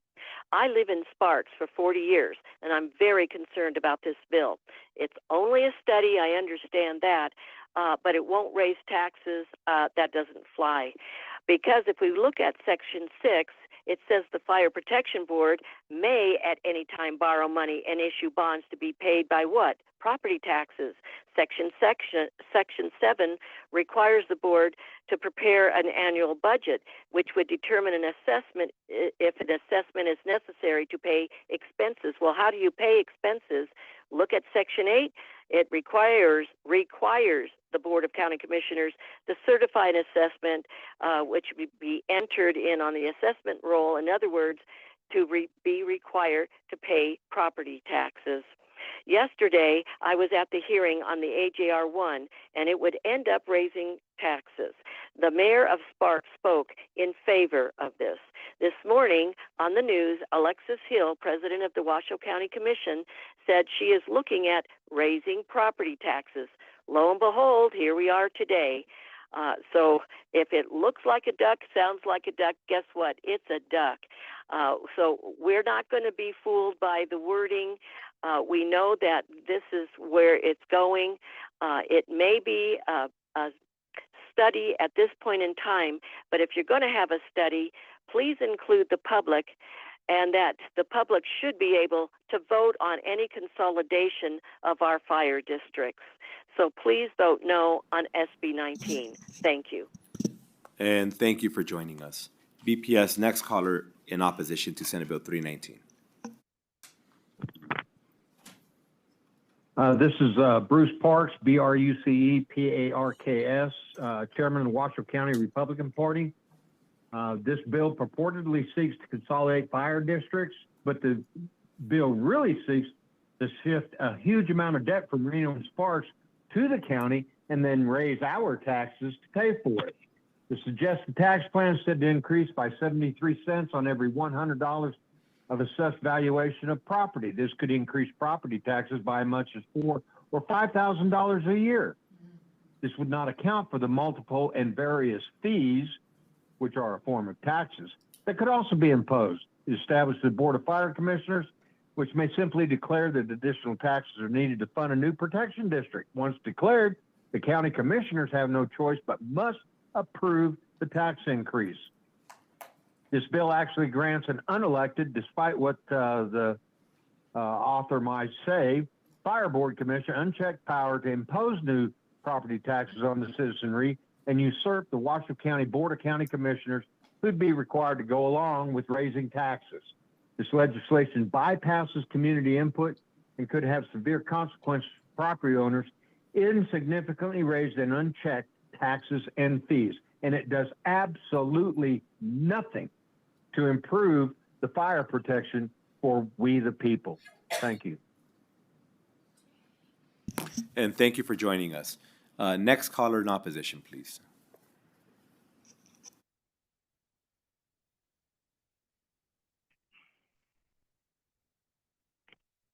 Is it my turn? Yes, hi, good afternoon, welcome. Please proceed. Hello. Okay, thank you. Yes, my name is Carol Feinberg. I live in Washoe County for the past 16 and a half years. I stand in solidarity with Tom Daly, Heather Kolodny, Lynn Chapman, Krista Gomez, and Senator Krasner on this bill. I am absolutely, if the study were done prior to the passage of the consolidation or the passage of this bill that creates this committee, which is an unfunded mandate, then I would consider it. But again, giving unelecteds the ability to do whatever they wish. And I know there's a boatload of debt by both the debt of the Reno and Sparks fire departments. This consolidation will move that debt to the county, and there would be tax increases because they would have to pay for that debt. You call it assessments. Listen, it sounds like a tax increase. It looks like a tax increase. It spends like a tax increase. And to the taxpayers, it is a tax increase.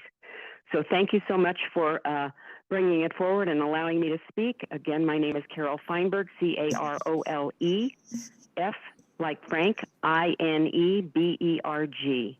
I'm totally opposed to this and hope that you would vote it down. Thank you. And thank you for joining us today.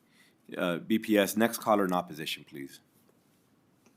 Chair, there are no more callers in opposition at this time. Thank you. At this time, I'd like to invite those wishing to testify in the neutral position to Senate Bill 319, Carson City or Las Vegas. Seeing none, BPS, do we have anybody wishing to testify in the neutral position over the phone? To testify neutral, please press star 9 on your phone to take your place in the queue.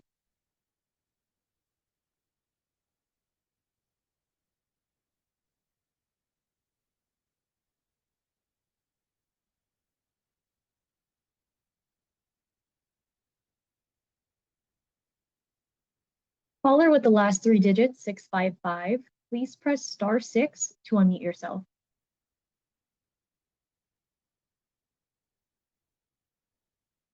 Good afternoon, Chair Flores and committee members. For the record, Becky Dutro, DUTRO, from Nevada Taxpayers Association. The Nevada Taxpayers Association is neutral on this bill. However, we'd like to emphasize the importance of adhering to guiding tax principles when evaluating sound tax policy. For SB 319, it is crucial to avoid setting a precedent in which an unelected body can establish a budget and determine an assessment to taxpayers without the governing body responsible for levying the assessment to have the authority to modify or revise the assessment. Further, SB 319 appears to delegate legislative policy to a non-legislative body, which would not align with good tax policy. Suggestions is to use enabling language as opposed to directing language in Section 8. Apologies, we have not seen the amendment yet, and it may have addressed these. Thank you very much for your time. And thank you for joining us. BPS, next caller in the neutral position. Chair, there are no more callers at this time. Perfect. Thank you all for joining us. Senator Daly, any closing remarks?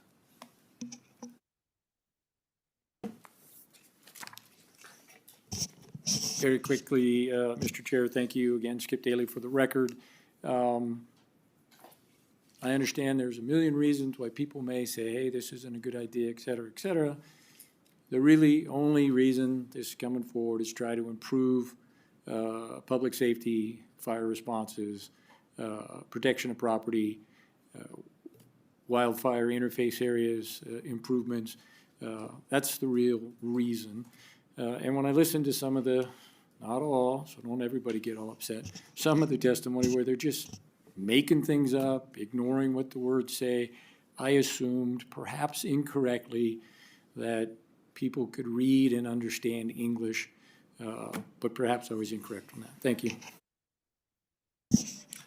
All right, Senator Daly, if I could have you join us now. With that, we'll go ahead and close out the hearing on Senate Bill 319. And we have a very special senator joining us over the phone. Senator Neal, are you on? I am. All right, well, before we open up the hearing on Senate Bill 160, it is amazing to welcome you back, Senator Neal. It's amazing to hear your voice, and we can't wait for your presentation. With that, we'll go ahead and open up the hearing on Senate Bill 160. Hi, good afternoon. I am Senator Dina Neal, presenting SB 160. thank you, Senator Flores, for scheduling this as for a hearing. I didn't know I would be going behind a Senator Daley special, but appreciate it.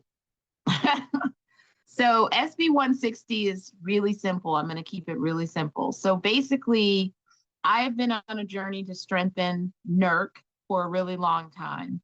And this bill, I believe, does exactly that. The bill basically switches the Nevada Equal Rights Commission from the division, the basically DETR, to the Attorney General's office. I contemplated this for a really, really long time to figure out what can I do to strengthen civil rights in Nevada. And I decided that putting it under the AG, being that currently the Attorney General acts as, well, their DAGs also review and look at the cases anyway. And so SB 160 does exactly that, which is switch over all of the blue language that you see in the bill.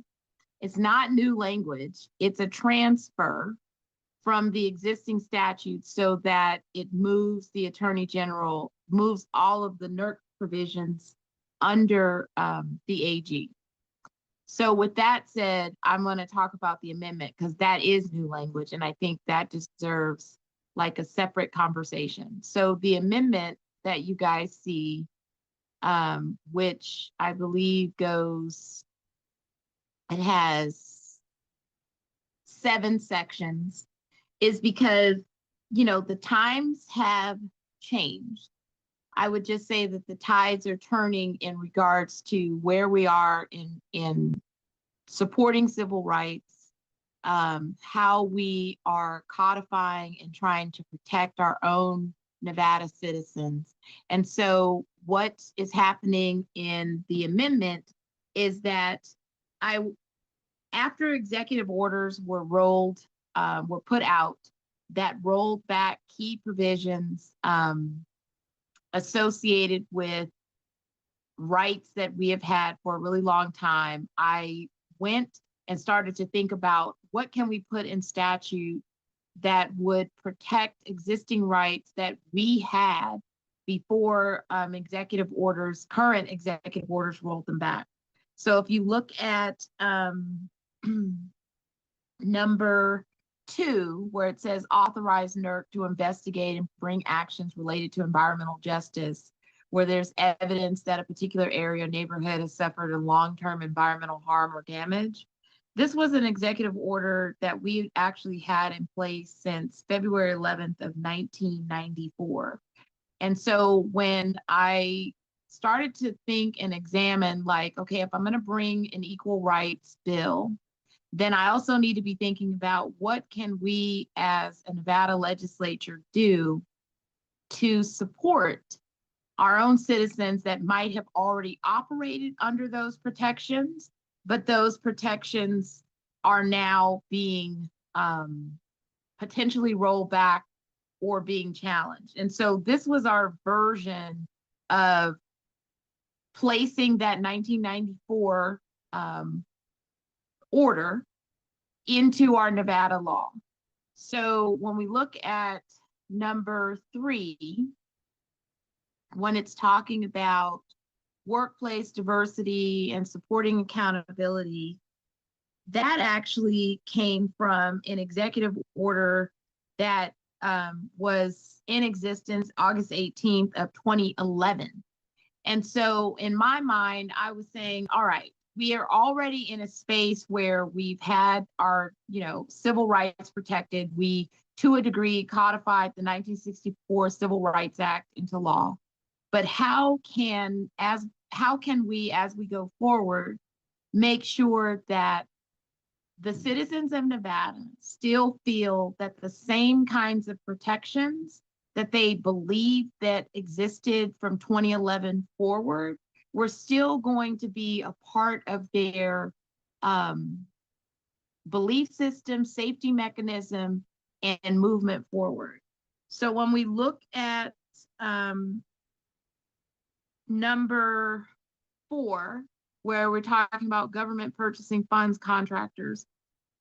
This was an executive order that had been in existence since July 21st of 2014. So this is like a smaller version, a mitigated version, but the purpose of the language in this amendment was to try to figure out how can I, once again, try to codify rights in Nevada law, right? Because as a state, we have the authority as a legislature to seek to go out to protect our own citizens and to provide some kind of civil rights protections in more than what the federal government would be doing. But in this case, I'm just trying to keep what we currently had or believe that we had as a federal protection and then adding the state version into the law.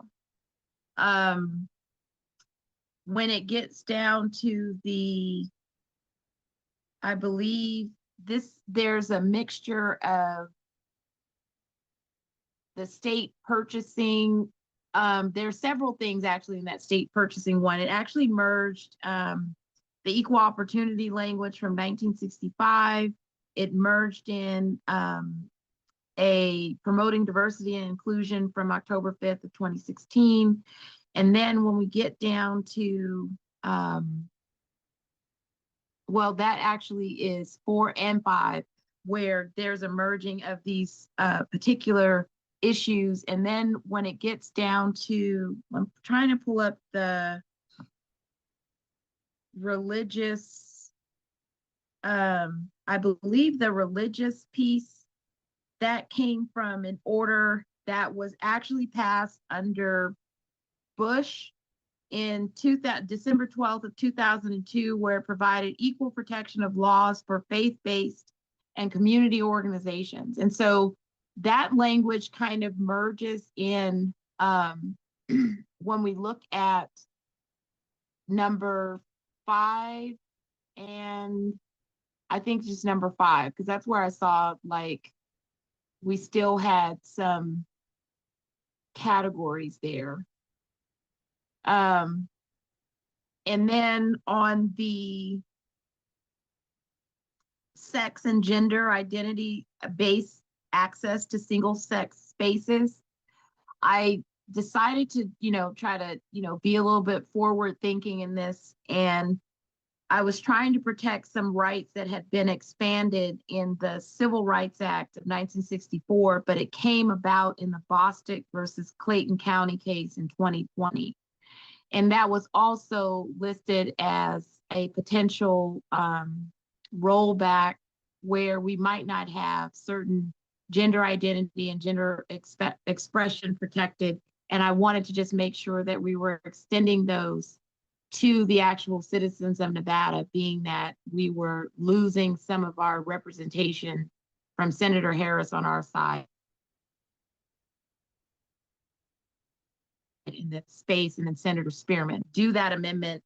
And with that, I am going to stop and open myself up for questions, because I know that there were questions on that amendment. What is this? Why does it exist? Where are we going? And I really looked at this in regards to, as a state, what do we have our rights, our ability within the 10th Amendment? How can we have language without getting into some preemption issue? And just trying to make sure that we're doing something that was going to protect our own people. And so with that, Chair, I'll answer any questions related to the amendment and also the bill. Understood. It's great hearing from you, Senator. Members, any questions? We'll start off with Senator Daly. And Chief of Staff Benedict Thompson, I just wanted to confirm, were you here just in case we had any technical questions for the AG's office? She's there at neutral. Understood. Appreciate it. Thank you. Senator Daly, please. Hey, Mr. Chair, good to hear from you, Senator Neal. Just a couple of questions on the original bill, the amendment I'm still looking at, and anyway. So is this parallel bringing this language in under the Attorney General? It basically parallels what's already in existence, just moving it from one over to the Attorney General's office. It's very close. When I was reading through, it seemed pretty close. Yeah, that is correct. I know that there were questions, like I think there were some folks that were saying that that housing language was new, but when I went and double checked in the NRS, the language mimicked what was in NRS 233-160 and 233-205, right? And so there's nothing new. When I went back and I was like, okay, what's currently under NERC now? It was a rollover. And the only difference is that DETR would not be the supervising agency. Understood. And if it is all parallel, the couple other questions I had were just clarifying, but if it's in existing, I guess, because under section 11, where it says they can potentially designate another agency, the powers under 13 and 18 to 22. But if that's existing, then I was just curious how that might work. And a similar question in section 14, where it would prohibit a contract or memorandum of understanding with the feds, with the federal government. If those are existing, I was just curious, why would we retain that vote? But I'm not sure. Yeah. So currently, okay, so I'll work it backwards. So section 14 is currently in statute. So that language, and this is similar to, I mean, because I brought a bill before to try to expand housing rights. I believe I've tried it in 21 and 23 to expand housing rights to expand that memorandum, because currently the housing statutes that we have under NERC are not completely up to date with what HUD has given as housing protections. And so, yes, that language exists, meaning that we can add to by creating a memorandum or doing a legislative measure, but so far that hasn't passed. So currently what's in statute is what we had in law, minus some current changes in the fair housing. Like I know for a fact that when Obama was president, we don't have the latest statute related to any fair housing law that would have been updated under him. And I have been seeking and trying to get that, but folks did not want NERC to be an expanded housing, I guess, investigative agency. That's the best way to explain it. And then going back to your question on section 11, that part, I'm going to go back into the NERC language on the commission.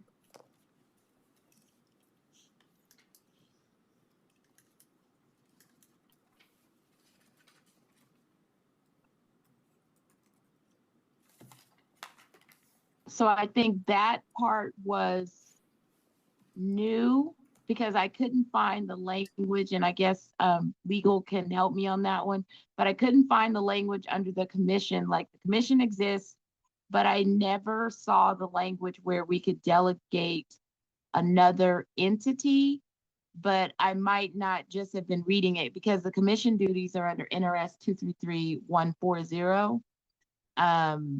But it did allow under 233-110 that the administrator could perform any lawful act in which the administrator considers necessary and desirable to carry out the purposes and provisions of the chapter. And then in 233-140 under the duties, it said that in sub 4 that they could also secure cooperation of various groups, but I didn't find that specific language in section 11. And Senator Neal, we will have Ms. Clarkson also join the conversation. Okay. Thank you. For the record, this is Heidi Clarkson with the Legal Division. Section 11 of the bill is similar to NRS 233.085, an existing law. That section allows the governor to designate another agency to perform certain duties and functions of NERC. Due to the fact, and that section NRS 233.085 in this bill is proposed to be repealed in section 46 of the bill. Section 11 does change. It replaces the governor and says the attorney general may designate another agency.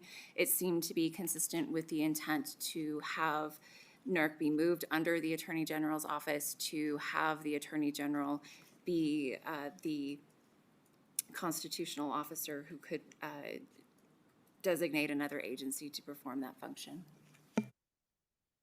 Senator Daly, please continue. And thank you for that. And if it was in there, and now I understand that a little bit better. And I read 14 again, and then with your explanation about not necessarily wanting NERC to be enforcing housing authority stuff, you wanted to keep that separate into the Department of Housing or whoever's doing that. So I think I understand. Those were my two questions. The amendment I need to look at more. That's a different thing. So, Chair, can I respond just really quickly to Senator Daly? Please do. I think it's super important to know that there is some housing that NERC can currently do in statute currently without the prior conversation of the bills that I brought forward that weren't successful. They can issue a complaint under fair housing. It's just not, we currently don't have updated law for what was in the federal housing rights. Thank you. Members, Members, like we just spend it in time. thank you, Senator Neal. Members, any additional questions? Senator Rogich, please. Thank you, Chair. Actually, I do not have any questions. I just wanted to tell you that it's so wonderful to hear your voice, and I hope you get back here soon. So. Thank you, Senator Rogich, and thank you for supporting me while I was in the hospital. Members, any additional questions? Senator Neal, thank you again. I ask that you do stay on the line, but at this time, we're going to invite those wishing to testify in support to please come forward of Senate Bill 169. 166. 160. I will throw out random numbers until we get it correct. Seeing none in Carson City or Las Vegas, BPS, do we have anybody wishing to join us over the phone in support of Senate Bill 160? Chair, the public line is open and working, but there's no callers for support at this time.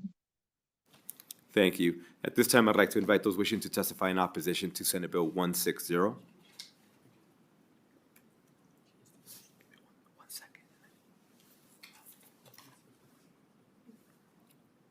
Seeing none, BPS, anybody wishing to join us over the phone in opposition to Senate Bill 160?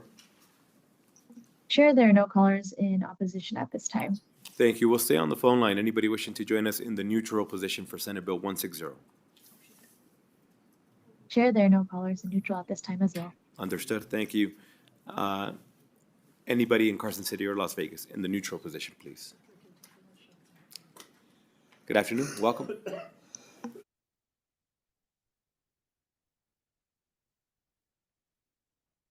Good afternoon. Thank you so much, Senate Committee on Government Affairs, for allowing me to come up and provide neutral testimony. My name is Teresa Benitez Thompson. I serve as Chief of Staff to Attorney General Ford. So we're here today in neutral on Senate Bill 160 just to state that we are value aligned with the goals of the language of this chapter. We are very much value aligned in protecting the rights of Nevada citizens when it comes to housing, employment, and public accommodation.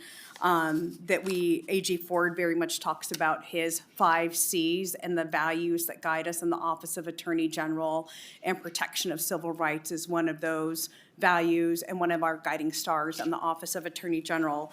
So when it comes to supporting and protecting people from discrimination or prejudice against race, color, creed, age, sex, disability, sexual orientation, national origin, ancestry, or gender identity, that solidly falls in a spot that we support. So if the policy decision were made to pick up this piece of chapter the Nevada Equal Rights Commission and move it into our chapter into 228, then if that policy decision were made, then we would find a way to support what we think are very important activities that ought to be conducted in Nevada. I have one question for you. Please, Senator. And thank you very much. And I like how you introduced that and how you went through it. Question is it usually at the AG's office, or is it usually in the governor's office, or is it usually in the Nevada Equal Rights office? Where's usually, does it bounce all over? I thought it was usually in like the Capitol or something like this. Thank you so much for the question, Senator Ellison. Teresa Benitez Thompson. So I think you're asking about in other states, because in Nevada, it's within the Department of Education, Training, Rehabilitation. In other states, other attorney general's offices do have civil rights departments, and it's a mix, but some of them do have this work and engage in this work under their umbrella. Thank you. Members, any additional questions? Thank you again for joining us. With that, Senator Neal, we'll go to any closing remarks you may have. I just want to thank you, Chair Flores, for hearing this bill and allowing me to be on Zoom. And I just appreciate it. Thank you. Thank you, Senator Neal, and we look forward to having you back in this building whenever you are ready, but it's always amazing to hear you. Be safe, Senator. And with that, we'll go ahead and close out the hearing on Senate Bill 160. I know that Senator Rogich will have to be excusing herself as she has Senate Education commencing. Members will be going into a subcommittee because we will not have a quorum. We have one more bill up for today. If you are following along, Senator Dondero Loop, we are ready to go whenever you are. We will go into a brief recess.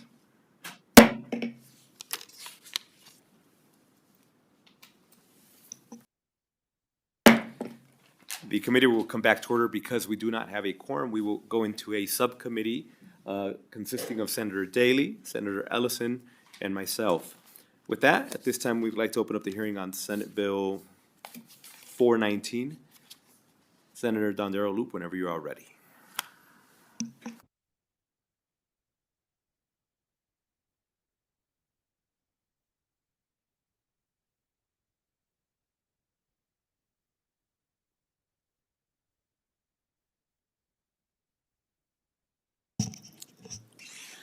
Good afternoon. My name is Senator Marilyn Dondero Loop, and I represent Senate District 8 in Clark County.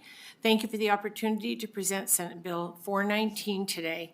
With me today are Wayne Thorley, Senate Fiscal Analysis with LCB, and Michael Nakamoto, Chief Principal Deputy Fiscal Analysis with LCB. They are both here to answer any questions. Senate Bill 419 is a committee bill from the Senate Committee on Finance, of which I am the chair. This bill is pretty simple. It makes two changes. First, it changes the date of the Economic Forum meeting that is held during regular legislative sessions on or before May 1st, and the change is to on or before April 1st. The current May 1st date was put into statute before the adoption of a 120-day session constitutional limit. The 120-day session limit puts sine die generally in early June, which means there is only about a month between the May Economic Forum meeting and the end of session to make any changes to the state budget based on the updated general fund revenue forecast for the Economic Forum. The change to April 1st would give the legislature more time to make any necessary changes to the state budget after the Economic Forum meeting. Second, the bill authorizes the director of the Legislative Council Bureau to enter into any contract necessary to assist the Economic Forum and the Technical Advisory Committee of the Economic Forum in carrying out their duties, including contracts for revenue forecasting and data processing services. The state through the executive branch already enters into various contracts to assist with the Economic Forum in carrying out its duties. This bill would simply change the administration of these contracts to the Legislative Council Bureau. And that's the end of the bill. And so I hope with that, Chair Flores, I thank you for the opportunity to present this bill, and we stand ready for questions. And thank you for the presentation. Members, any questions regarding the change of the reporting deadlines or administrative changes? Senator Ellison, please. Got one simple one that's probably stupid. I've read this bill and it's pretty much nothing. I mean, it just changes the authorization. The only thing under legislative council digest, it says under number 1, under existing law, the governor is required on before July 1. Now, is that date gonna be moved or stays the same? It's on the digest right on the front page. Thank you, Chair Flores. Senator Ellison, my name is Michael Nakamoto. I serve as Chief Principal Deputy Fiscal Analyst with the Fiscal Analysis Division. That date on which the governor is required to impanel the Economic Forum, that July 1st date does not change under this bill. Thank you. Yeah. That's all I got. Understood. Senator Daly, please. Thank you, Mr. Chair. Just real quick on the part on the contract, if I heard the testimony, that's why we always get to hear it. So right now, those contracts are already being entered into. They're just done by the executive branch by the state, and it would switch that over to the Legislative Council bill for the contracts necessary to assist the Economic Forum carrying out its duties. You said economic studies and various things. So it's currently done by somebody now, and it's going to switch to LCB. Michael Nakamoto with the Fiscal Analysis Division for the record. Thank you, Senator Daly, for the question. That is correct. There are contracts that are being entered into right now by the state with Moody's Analytics for various tasks relating to the Economic Forum. This bill would change the administration of those contracts to the Legislative Council. And then I'm assuming that's included in the LCB budget at some level for them to do that. Michael Nakamoto for the record. Yes, those are, the costs are already included in the budgets for the respective agencies that share that contract. There would, to my knowledge, be adjustments to the budget through the budget process. Of course, that's all I got. And move the date even earlier if you want to. Thank you all three for your indulgence today. I know we were moving and trying to, a very fluid schedule, making it work for everybody. So I do appreciate everybody's flexibility with our committee. And please.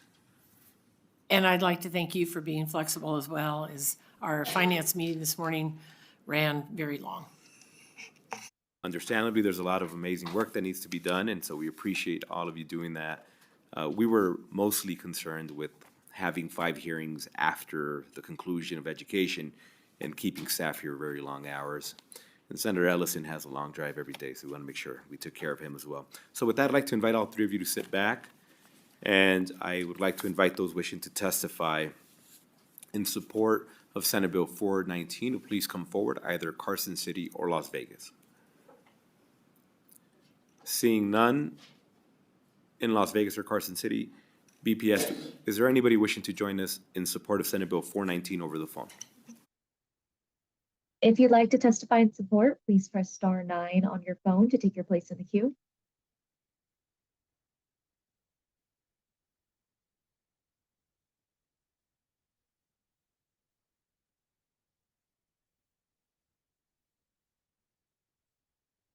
Caller with the last 3 digits, 363, please press star 6 to unmute yourself.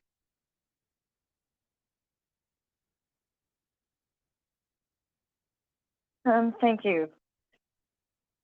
My name is Melissa Sheldon, and I'm calling to oppose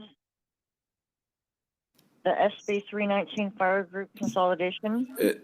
Ma'am, 1 second. Just so you know, we are presently on Senate Bill 419. And I believe that you are calling in reference to a bill that we previously heard earlier in the day. If I could have you sit back. At this time, we will take testimony in support of Senate Bill 419. Chair, there are no callers in support at this time. Thank you. I'd like to invite anybody, either in Carson City or Las Vegas, to please come forward in opposition for Senate Bill 419. Gentlemen, you share? Seeing none in Carson City or Las Vegas, I'd like to invite those wishing to join us over the phone in opposition to Senate Bill 419. If you'd like to testify in opposition on SB 419, please press star 9 on your phone to take your place in the queue.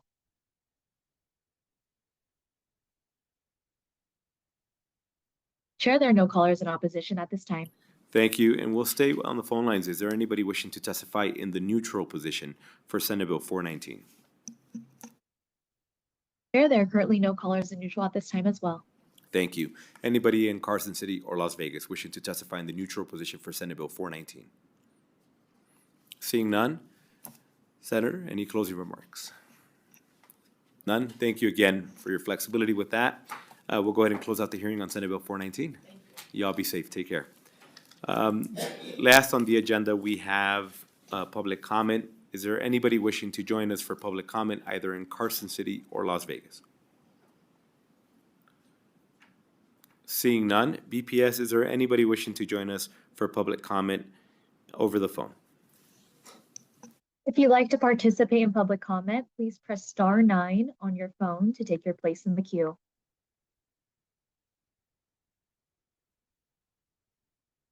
Chair, the public line is open and working. However, there are no callers at this time. Understood. Thank you. With that, members, I appreciate everybody's flexibility for today, and luckily we can get everybody home a little bit earlier. We anticipate next week being as long as the hearings were this week. And just please know that we will be at the call of the chair as we will try where we can to meet at a little bit earlier hour, particularly for Friday. With that, this meeting is adjourned.